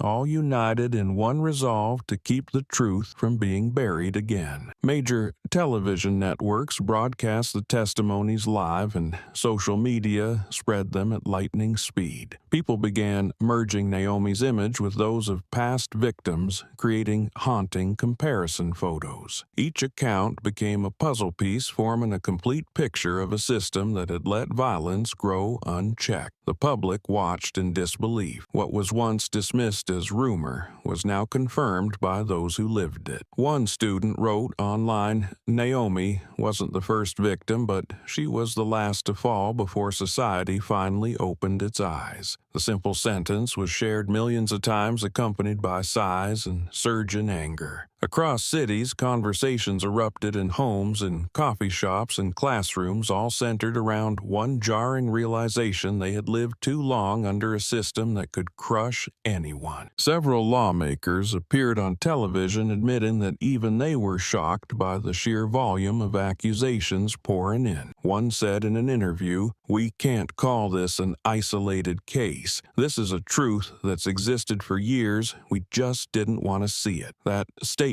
felt like a collective confession, fueling public outrage even more, but also sparking a determination to demand real action from those in power. In schools, teachers devoted entire class periods to analyzing news reports, and students listened intently, their faces thoughtful, as they realized justice wasn't some distant concept, it was tied directly to their own lives. In the military, emergency meetings were held to remind soldiers that Naomi's honor was the honor of them all. Society was shaken not just by one officer's abuse of power, but by the truth that too many had been forgotten, only heard once Naomi had fallen. Across the nation, the atmosphere was heavy but also explosive, as shock turned into strength. People began signing petitions demanding sweeping reforms. Civil organizations declared they would increase oversight, and the media kept publishing victim stories to ensure not a single account would be lost. Naomi Brooks had become the flame that reignited painful memories, and it was the courage of those who spoke up after her that made society realize silence was the greatest sin. On sentencing day, the courtroom was more crowded than ever, with hundreds lined up along the hallways, footsteps echoing on every wooden stair. Inside, no one spoke. A heavy silence filled the room, every eye fixed on the high bench where the judge sat. The air was so thick it seemed even breathing was a burden, and the drop of a pin could be heard. Naomi's family sat in the front row, her mother gripping a photo of her daughter, eyes red but steady. Every seat in the press section was taking cameras already rolling, waiting for a moment that would mark history. The judge sat still for a few seconds, then slowly struck the gavel. The sound rang out, pounding against the walls and into every chest in the room as his voice declared, firm and unwavering, guilty. 2 short words, but their weight pressed down on the entire chamber. The crowd erupted, cheers, cries, and applause flooding the room at once. Some embraced others, raised their phones to capture the moment, while Naomi's family broke into tears, tears of pain and of release. Kane sat at the defendant's table, eyes vacant, face hollow, like someone staring into a void. His head dropped, fingers clenched the edge of his seat, breath heavy, sweat gathering on his brow. The arrogance once etched into his posture had vanished, replaced by an empty shell stripped of belief. His eyes scanned the courtroom, searching for something to hold on to, but found only contempt and fury. In that moment, Kane understood there was no escape left. Justice had named him before the entire nation. The prosecutor rose, nodded gently, not with triumph, but with the calm resolve of justice fulfilled. Witnesses in the gallery began to weep, many holding each other's hands, whispering, "She's been vindicated." A veteran stood tall, raised a salute to the photo of Naomi held high, and others followed in unison, creating a rare moment of solemn honor. The judge looked around, his expression still stern, then struck the gavel again to call for order. But even he could not quiet the tide of emotion rising in the room. Cries of justice for Naomi erupted, sweeping from the gallery into the hallway and echoing out into the square beyond. All voices blended into one, turning the courtroom into a milestone in history. In that moment, Naomi Brooks was no longer just a soldier gunned down in the street. She became a symbol of justice. The sentence against Kane could not erase the pain, but it proved the truth had prevailed. And in the bright, burning eyes of the hundreds gathered there, the fire would keep burning, so justice would never again be a vague promise, but a reality standing tall in everyday life. As the judge finished speaking, Naomi's family could no longer hold back. Her mother collapsed onto her son's shoulder, a heart-wrenching cry escaping her lips, hands trembling as she clutched Naomi's photo frame as if embracing her daughter one last time. Around her, other relatives clung to one another, bursting into tears like a flood breaking free after months of silent grief. Those tears were not only for the loss, but for the release, the proof that Naomi's sacrifice had not been buried. Cameras immediately captured the scene, and within minutes, images of the grieving family in one another's arms appeared across media outlets, touching the hearts of millions. The sobs of the family blended with a wave of applause that filled the courtroom. No one remained composed. Entire rows rose to their feet, hands clapping so fiercely they echoed like thunder. Then, from within the surge of emotion, a man's voice rang out with power. Justice. The call exploded, answered instantly by dozens,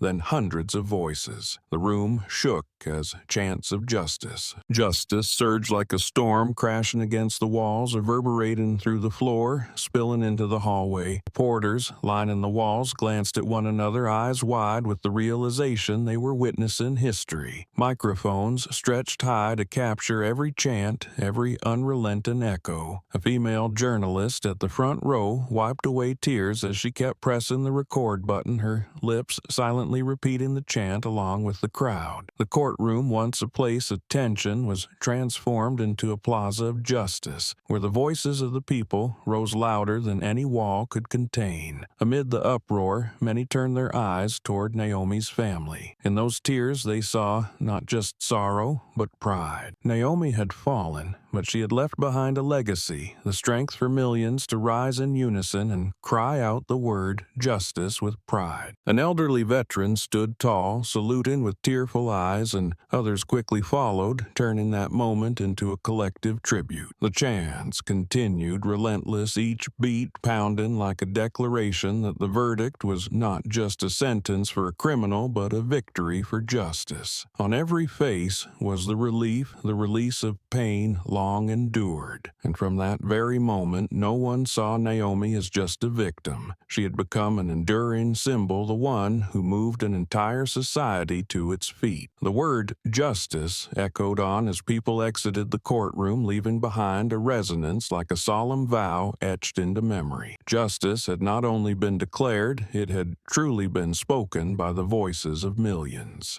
In the large lecture hall, morning light streamed through tall glass windows, reflecting off rows of seats filled with students. An unusual silence filled the room as everyone focused on the large screen at the front where footage from the just concluded trial was being replayed. The gunshot, Naomi's collapse, and the verdict of guilty had become the subject of the entire discussion. A senior student stood up, his voice low, each word delivered with rare maturity. One bullet can change history. His words echoed, drawing hundreds of eyes toward him, many nodding in agreement, for they understood this was not exaggeration but a truth proven by Naomi Brooks's story. The lecture hall buzzed like a spontaneous debate. Students took turns, standing each offering a different perspective, yet all centered on the devastating impact of that unjust gunshot. Some spoke of how it exposed systemic failure, others of how it ignited an unprecedented wave of unity. These analyses were no longer dry theory, but living fragments of emotion drawn straight from the current of reality. At the lectern, the silver-haired professor listened intently, eyes reflecting both pride and concern. He let his students speak until the room quieted, then slowly stood and spoke with force, each word landing like a hammer. Justice is not blank paper. It requires oversight. The room fell silent. Students froze, some jotting notes quickly, others looking up with eyes lit by understanding. The professor continued, his voice deepening. If no one had recorded that moment, if no voices had stepped forward, justice would have stayed buried in the dark. Community oversight is the breath that keeps justice alive. Applause broke out from the back rows, quickly spreading throughout the hall. The atmosphere was no longer that of a classroom, but of a gathering of young people asserting their place. They looked at each other and realized that Naomi's story was not just a historical lesson, but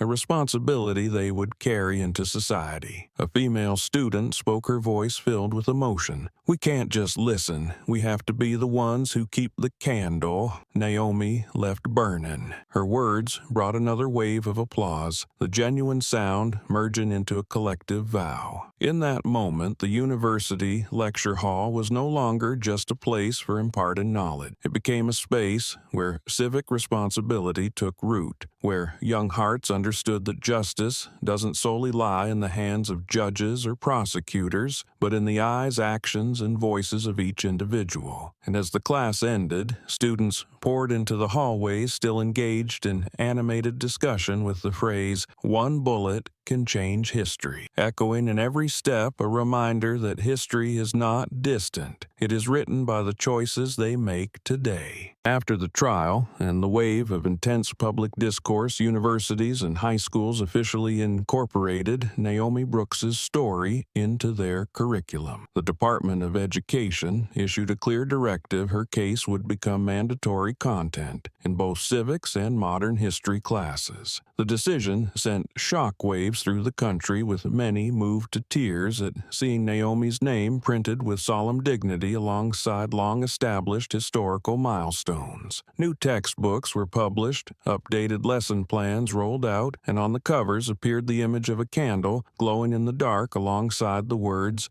"Justice needs no badge." In the first classes, using the new curriculum, students opened their books with curiosity that quickly turned somber as they read through the events. Each passage, written simply but comprehensively, recounted Naomi's fall, the voice of the people and the resolute response of the law. Teachers didn't just lecture, they invited discussion, urging students to draw their own lessons about justice and social responsibility. Many students stood to speak with emotion in their voices, some choking up as they realized how close the story felt, not like a distant event, but something that could happen right in front of them. Lecture halls transformed into spaces for sharing and debate. Students analyzed every detail from abuse of power to the strength of evidence, from the role of media to the impact of public voices. Each class became a moment when abstract ideas turned into vivid lessons. A freshman wrote in a learning journal, "I've come to understand that justice isn't something we're handed, it must be protected every single day." And Naomi is the clearest proof of that. Reflections like these spread widely, affirming that turning her story into a curriculum was not just about remembrance, but about engraving it deeply. The new generation, still seated in classrooms, received the story with an unusual seriousness. To them, Naomi was no longer a distant name, but a figure to look toward whenever silence or courage was in question. Student presentations on the subject became regular activities. Some created short plays reenacting the trial, others produced videos analyzing how social media helped bring truth to light. These projects turned learning into a living experience, one that would remain etched in memory. The conversation didn't stop at schools. Many community organizations also held forums for youth discussion. They replayed the video, read aloud the slogans that once echoed through the streets, and gave young people the space to share their thoughts. A 15-year-old boy, speaking through tears, said, "I didn't know Naomi, but I will never forget her because this story taught me that silence can kill justice." That innocent yet powerful statement left many adults speechless, for they realized the new generation had absorbed the lesson in a way deeper than anyone had expected. Naomi Brooks's story, born from a tragic bullet, transcended the boundaries of a single incident and became an educational legacy. The new generation didn't just memorize it, they remembered it with their hearts, using it as a foundation to step into life with a heightened sense of justice and dignity. And from now on, in the minds of the young, the light Naomi left behind will continue to guide the way, making anyone who witnesses injustice stop and ask themselves, "Will I stand up or will I stay silent?"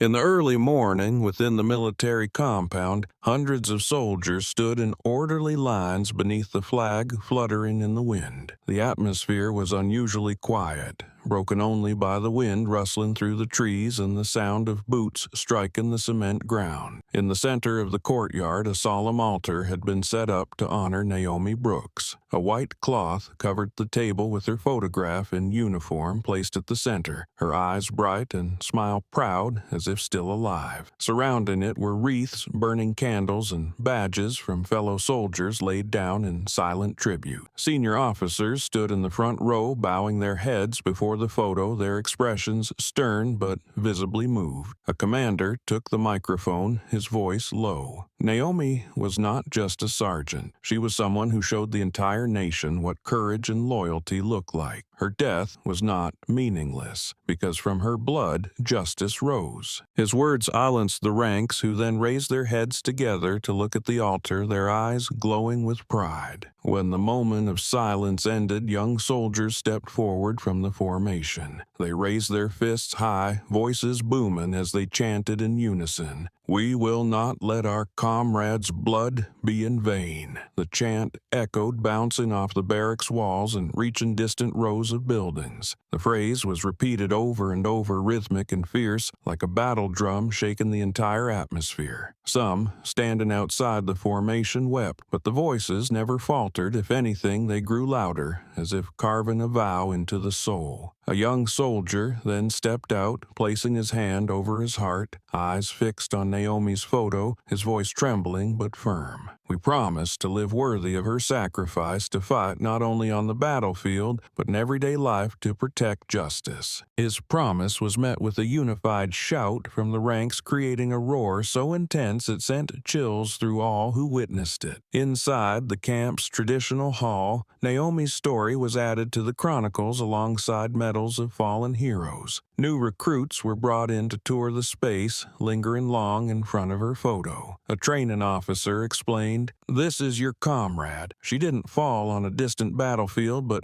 right here on the land we live on because of injustice. You must remember, a soldier's duty is not just to carry a weapon, but to uphold honor." His words left many young recruits silent, their eyes burning bright as if filled with renewed conviction. That day, the barracks were not noisy nor merely a place of harsh training, but transformed into a sacred space, linking the living with the memory of a fallen comrade. Naomi's presence was felt everywhere, from the photo on the altar in the eyes of her fellow soldiers to the slogans echoing across the grounds. And from that moment on, her blood became part of the military's tradition, a flame that reminded everyone justice must never be lost, because soldiers would always keep their vow that no comrade's blood would be spilled in vain. Following the solemn memorial at the base, the General Staff convened an emergency meeting attended by senior officers. On the table, files were laid in order, including the detailed report on Naomi Brooks's death and the societal impact it triggered. The commanders listened to every opinion, their faces tense, fully aware that the military had not only lost a sergeant, but also a measure of the public's trust. After hours of deliberation, an important decision was made. A new regulation would be issued to safeguard the dignity of military personnel. The regulation made clear that any act of insult, discrimination, or violence against service members would be strictly punished regardless of whether it occurred inside or outside the military. Civilian agencies and police forces were now obligated to respect the status of soldiers, as they were the ones who pledged to defend the nation with their blood and lives. A press release was issued, delivered in a firm voice. The honor of a service member is a national asset, and it will be protected at all costs. That statement immediately resonated, repeated across headlines nationwide, turning Naomi into a vivid symbol of change. In military bases, the new regulation was posted in prominent pluses beside the national flag and the code of conduct. Officers explained it to young recruits, emphasizing that Naomi's story was not just a tragedy, but the beginning of a new chapter in the Army's history. Every soldier reading those lines felt a mix of pride and responsibility, knowing their honor was now protected at the highest level by both law and command. They understood that Naomi's sacrifice had become a shield for every person standing in formation. Not long after, during the induction ceremony for new recruits, Naomi's story was solemnly retold. As hundreds of soldiers stood upright beneath the flag, whipping in the wind, the commanding officer stepped forward and spoke into the microphone, his voice ringing out, "Remember Sergeant Naomi Brooks, who did not fall on a distant battlefield, but on the streets of our own country. Her blood forced the system to stop and change. When you swear loyalty to the nation, you also swear to uphold the dignity of your fellow soldiers." The oath rang out in unison, strong and echoing off the high walls spreading across the wide courtyard. In that moment, the image of Naomi appeared in every mind like an immortal symbol. Some young recruits had tears in their eyes, realizing that today's vow was not just a formality, but a life-defining commitment, continuing the legacy of a comrade who gave her life to clear the path for them. From that point on, every swearing-in ceremony included a moment for Naomi, a new ritual that was carefully preserved. Her name was spoken with solemn respect, etched into the memory of the next generation of soldiers. And in the eyes of those young recruits standing at attention beneath the flag, one thing was clear: Naomi's story had become a guiding light, so that from now on, every soldier stepping onto the battlefield would carry not only their duty to the nation, but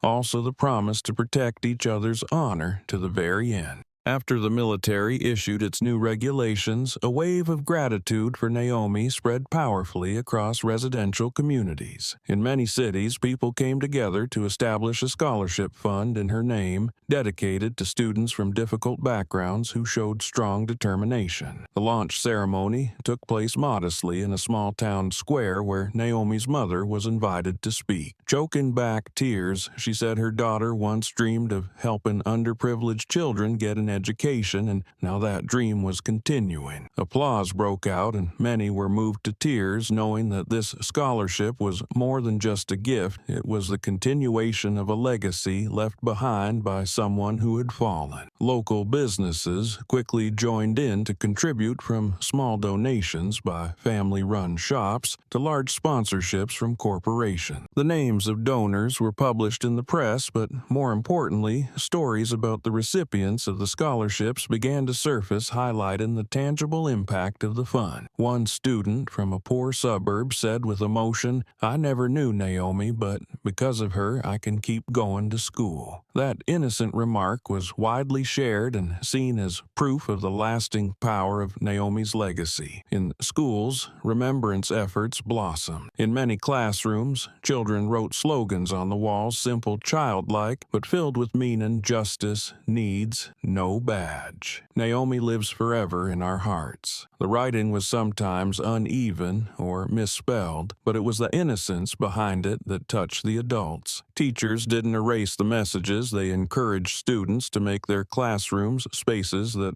honored justice. In some places, students painted murals depicting Naomi's determined gaze beside children holding hands, symbolizing a future without fear. Neighborhoods everywhere organized gatherings where Naomi's story was told in various forms. Some read news reports aloud, others shared poetry, and some music groups even composed tribute songs. Music, painting, and literature came together to transform painful memories into creative energy, planting seeds of hope in everyone's heart. The atmosphere spread, connecting generations so that both the elderly and the young felt they were doing their part to keep the fire of justice alive. On the small street corner where Naomi once lived, neighbors repainted an old wall and wrote in bold white letters, "Live like Naomi." Every afternoon, children ran and played around the wall, their laughter ringing out, while adults paused to read the message as if to remind themselves. From tiny neighborhoods to major cities, Naomi's image appeared everywhere, not as a scar, but as a guiding torch. And from scholarship funds, classroom murals, to simple street corners, her memory became woven into daily life, affirming that justice does not live in distant textbooks, but in the way people live and treat one another. In many schools, ethics lessons, once quiet and routine,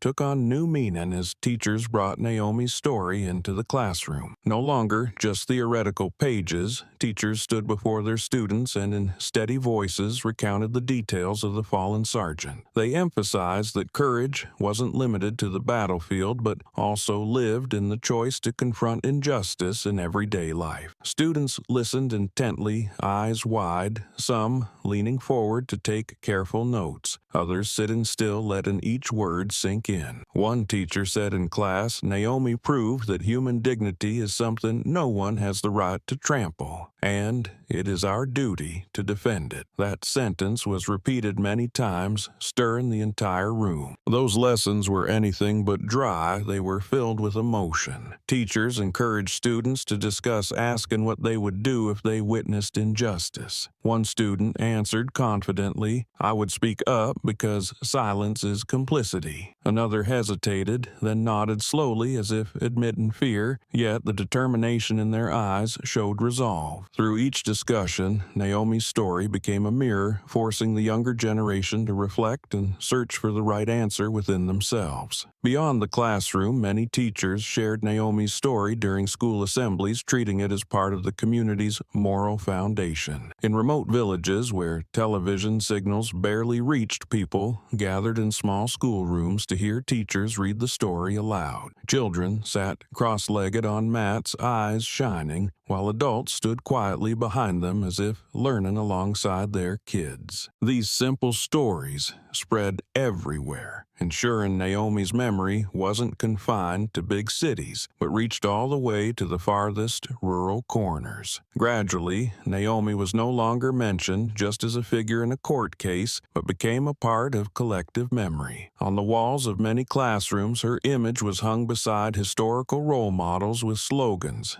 beneath reminding students of responsibility and courage. During opening ceremonies, principals made sure to mention her name, treating it as proof that even in peacetime there are heroes who fall to preserve faith in justice. That memory didn't fade. It was carved deeper over time because it didn't belong to just one family, one community, or one profession. It was kept alive by chants in the streets, by lessons in classrooms, by candles lit in public squares, and by the tears shed in courtrooms. Naomi Brooks became part of living history, a memory this generation would pass on to the next as a reminder that justice always matters, and that every person carries the responsibility to ensure it is never forgotten. One morning, as the sun peeked out from behind the tall buildings, a mural began to take shape on the large wall at the center of the city. The artist, wearing a paint-stained jacket, stood on a tall ladder, swiftly moving his brush. Naomi's image was painted clearly at the center. She knelt, one hand pressed against her stomach, blood spreading beneath her. Her face was pale, but her eyes remained bright, evoking pain mixed with defiance. The bold, decisive strokes made the mural more than a painting. It carved itself into the minds of those passing by. Gradually, layers of paint covered the dull gray wall, transforming it into a memorial through art. The red blood stood out not as a tragic stain, but as a vivid flame, as if to remind everyone that her sacrifice lit up an entire society. Over Naomi's chest, the artist painted a golden medal glistening in the morning light, standing out among the reds and blacks like a symbol of dignity that would never fade. Passers-by stopped some side with a hand over their mouth. Others quietly took photos and posted them online with the caption, "Justice lives on every wall." As word spread, more people began to visit. The street corner became crowded with onlookers talking softly, leaving flowers, candles, and even handwritten letters at the base of the wall. A teenager scrawled, "Naomi, you didn't disappear. You're here with us." A young soldier stopped by, removed the badge from his uniform, placed it on the mural, and saluted, his eyes brimming with tears.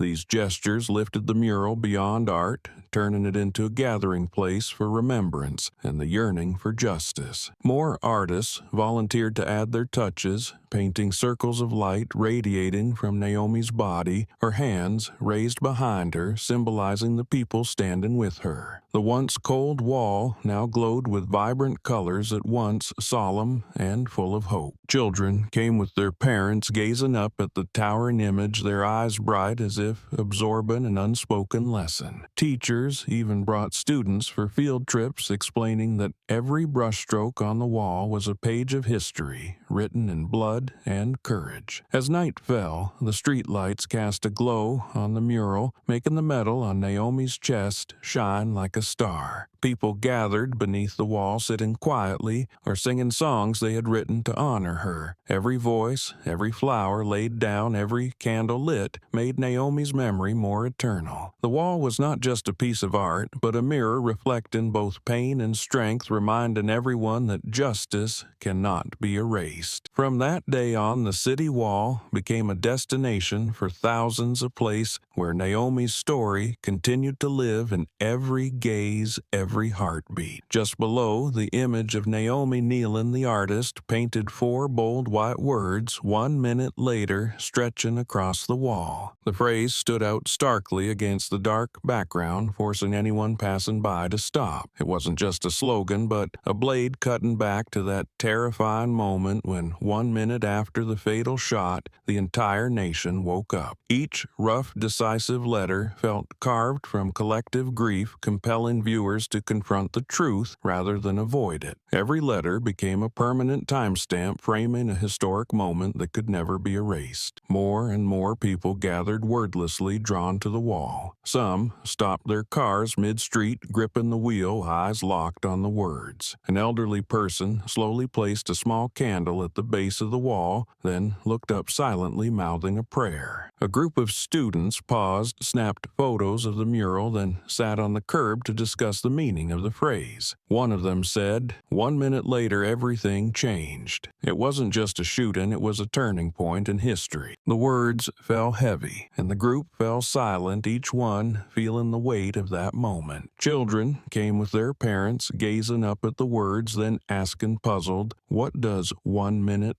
later mean?" Parents crouched down, explaining in quiet, solemn tones that it was the moment that woke an entire society, when people realized justice could no longer be buried. The simplicity of the explanation lit up the children's eyes, as if a seed of awareness had just been planted. Those small conversations, held right there on the sidewalk, made the mural's message a more powerful lesson than any textbook could offer. All day, a steady stream of people came and went, but the wall was never without someone pausing in front of it. Many eyes brimmed with tears, many faces frozen in stunned silence, all reflecting the same emotion, shock at the truth, and a deep, unshakable sorrow. A young man left a handwritten note beside the words on the wall. "We will never forget that minute, and we will never stay silent again." The small message, though simple, carried fierce resolve, echoing the very message the wall was built to convey. As dusk settled, the orange glow of sunset lit up the wall, making the words "1 minute later" blaze across the space. Pedestrians slowed their pace, their eyes softening as if drawn into a quiet pause of remembrance. The wall was no longer just a canvas of art, but a place where hearts gathered to mourn and to remember. And in every lingering glance, in every careful step past the mural, the memory of Naomi Brooks lived on, a constant reminder that a single minute can alter the fate of an entire nation.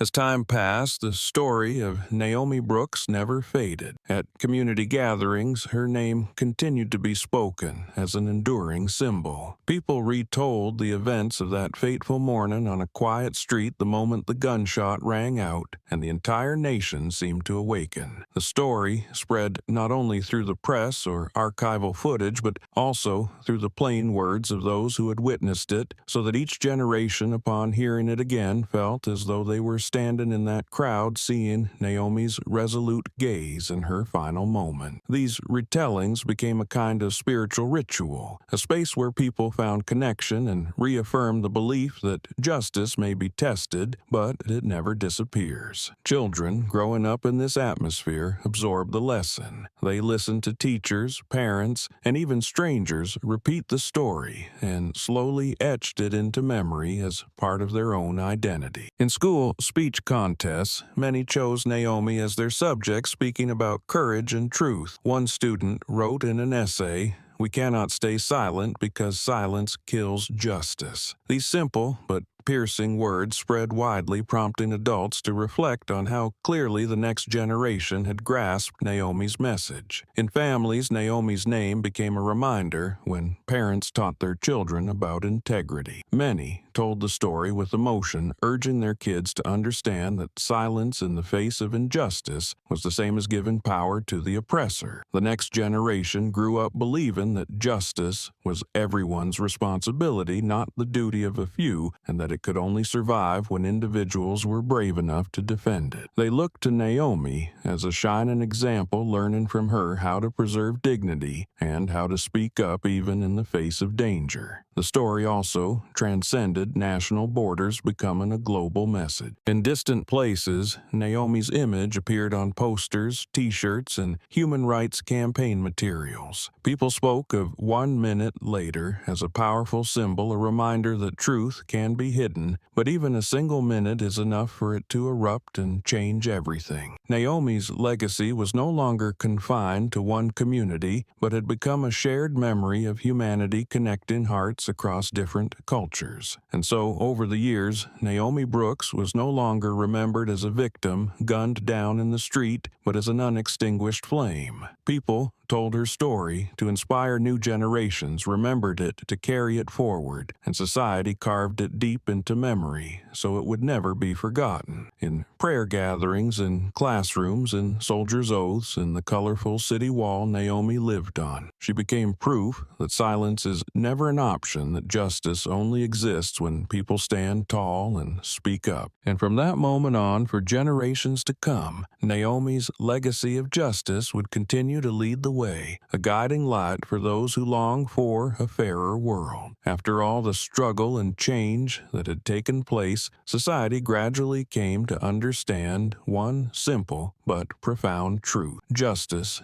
does not sustain itself. It must be nurtured every day. Community organizations, schools, and families work together to create ongoing activities as reminders that fairness lies not only in court rulings, but in the smallest daily choices each person makes. Citizens held regular gatherings to share stories of courage and how they protected one another in everyday life. Businesses adopted principles of dignity and respect as part of their operational codes, treating them as a compass to uphold public trust. Together, these efforts formed a new rhythm in society where justice was no longer a slogan, but a living, breathing force. Memorials for Naomi were no longer limited to any particular day, but evolved into a year-round cycle of events. In the central square, people took turns lighting candles, writing messages on a standing wooden board, and sharing thoughts on how each individual could help keep the flame of justice alive. Many students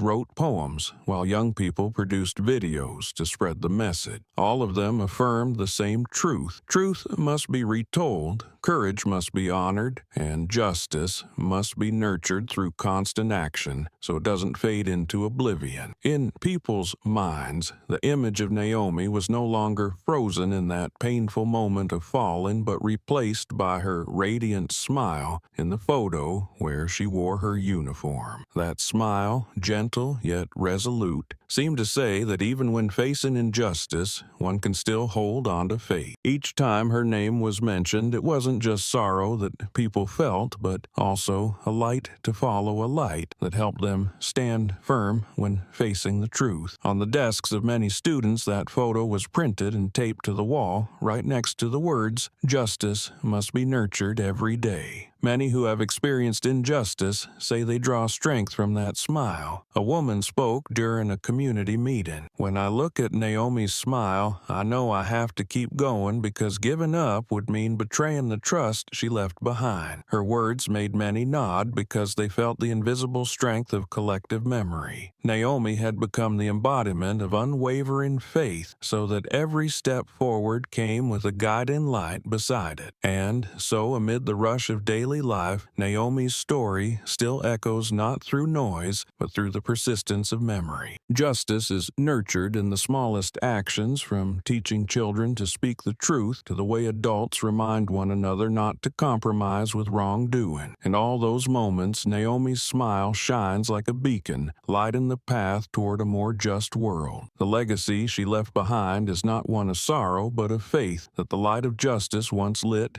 will endure in the hearts of humanity.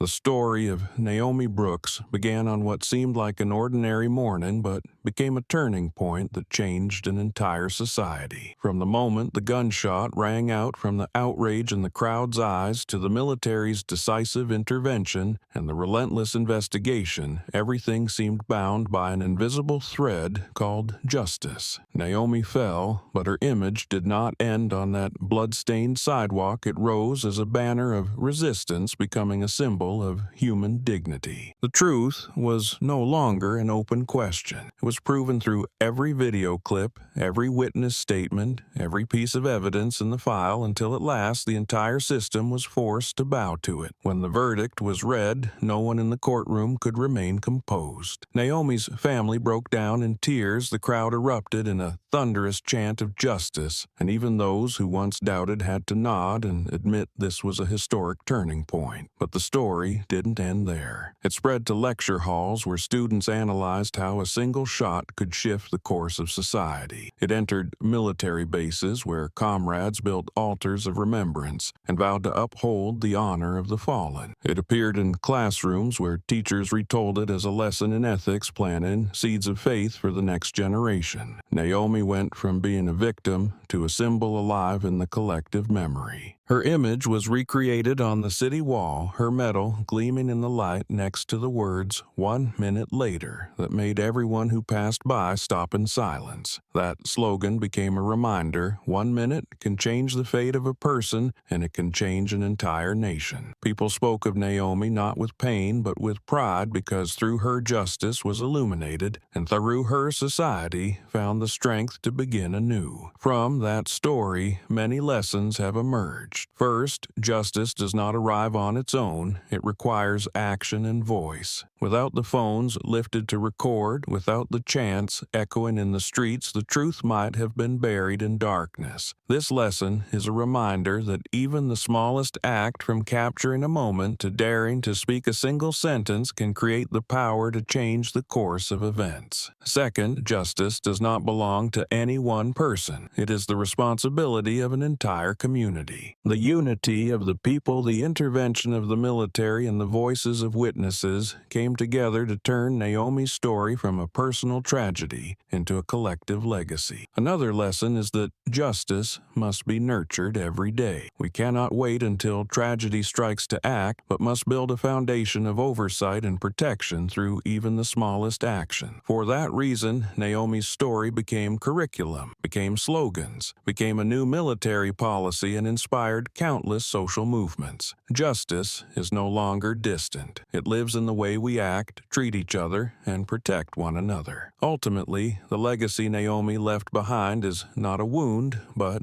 a light. People remember her through the gentle smile she wore in uniform, seeing it as a guiding lantern. In the face of injustice, that smile feels like a reminder that silence is not a choice, that someone must stand up even knowing the price. Naomi is gone, but she left behind a generation that understands justice is not just a concept in books. It's something that must be defended every day. And through that legacy, millions have found renewed faith to keep going, so that every step they take is lit by the enduring smile of Naomi Brooks.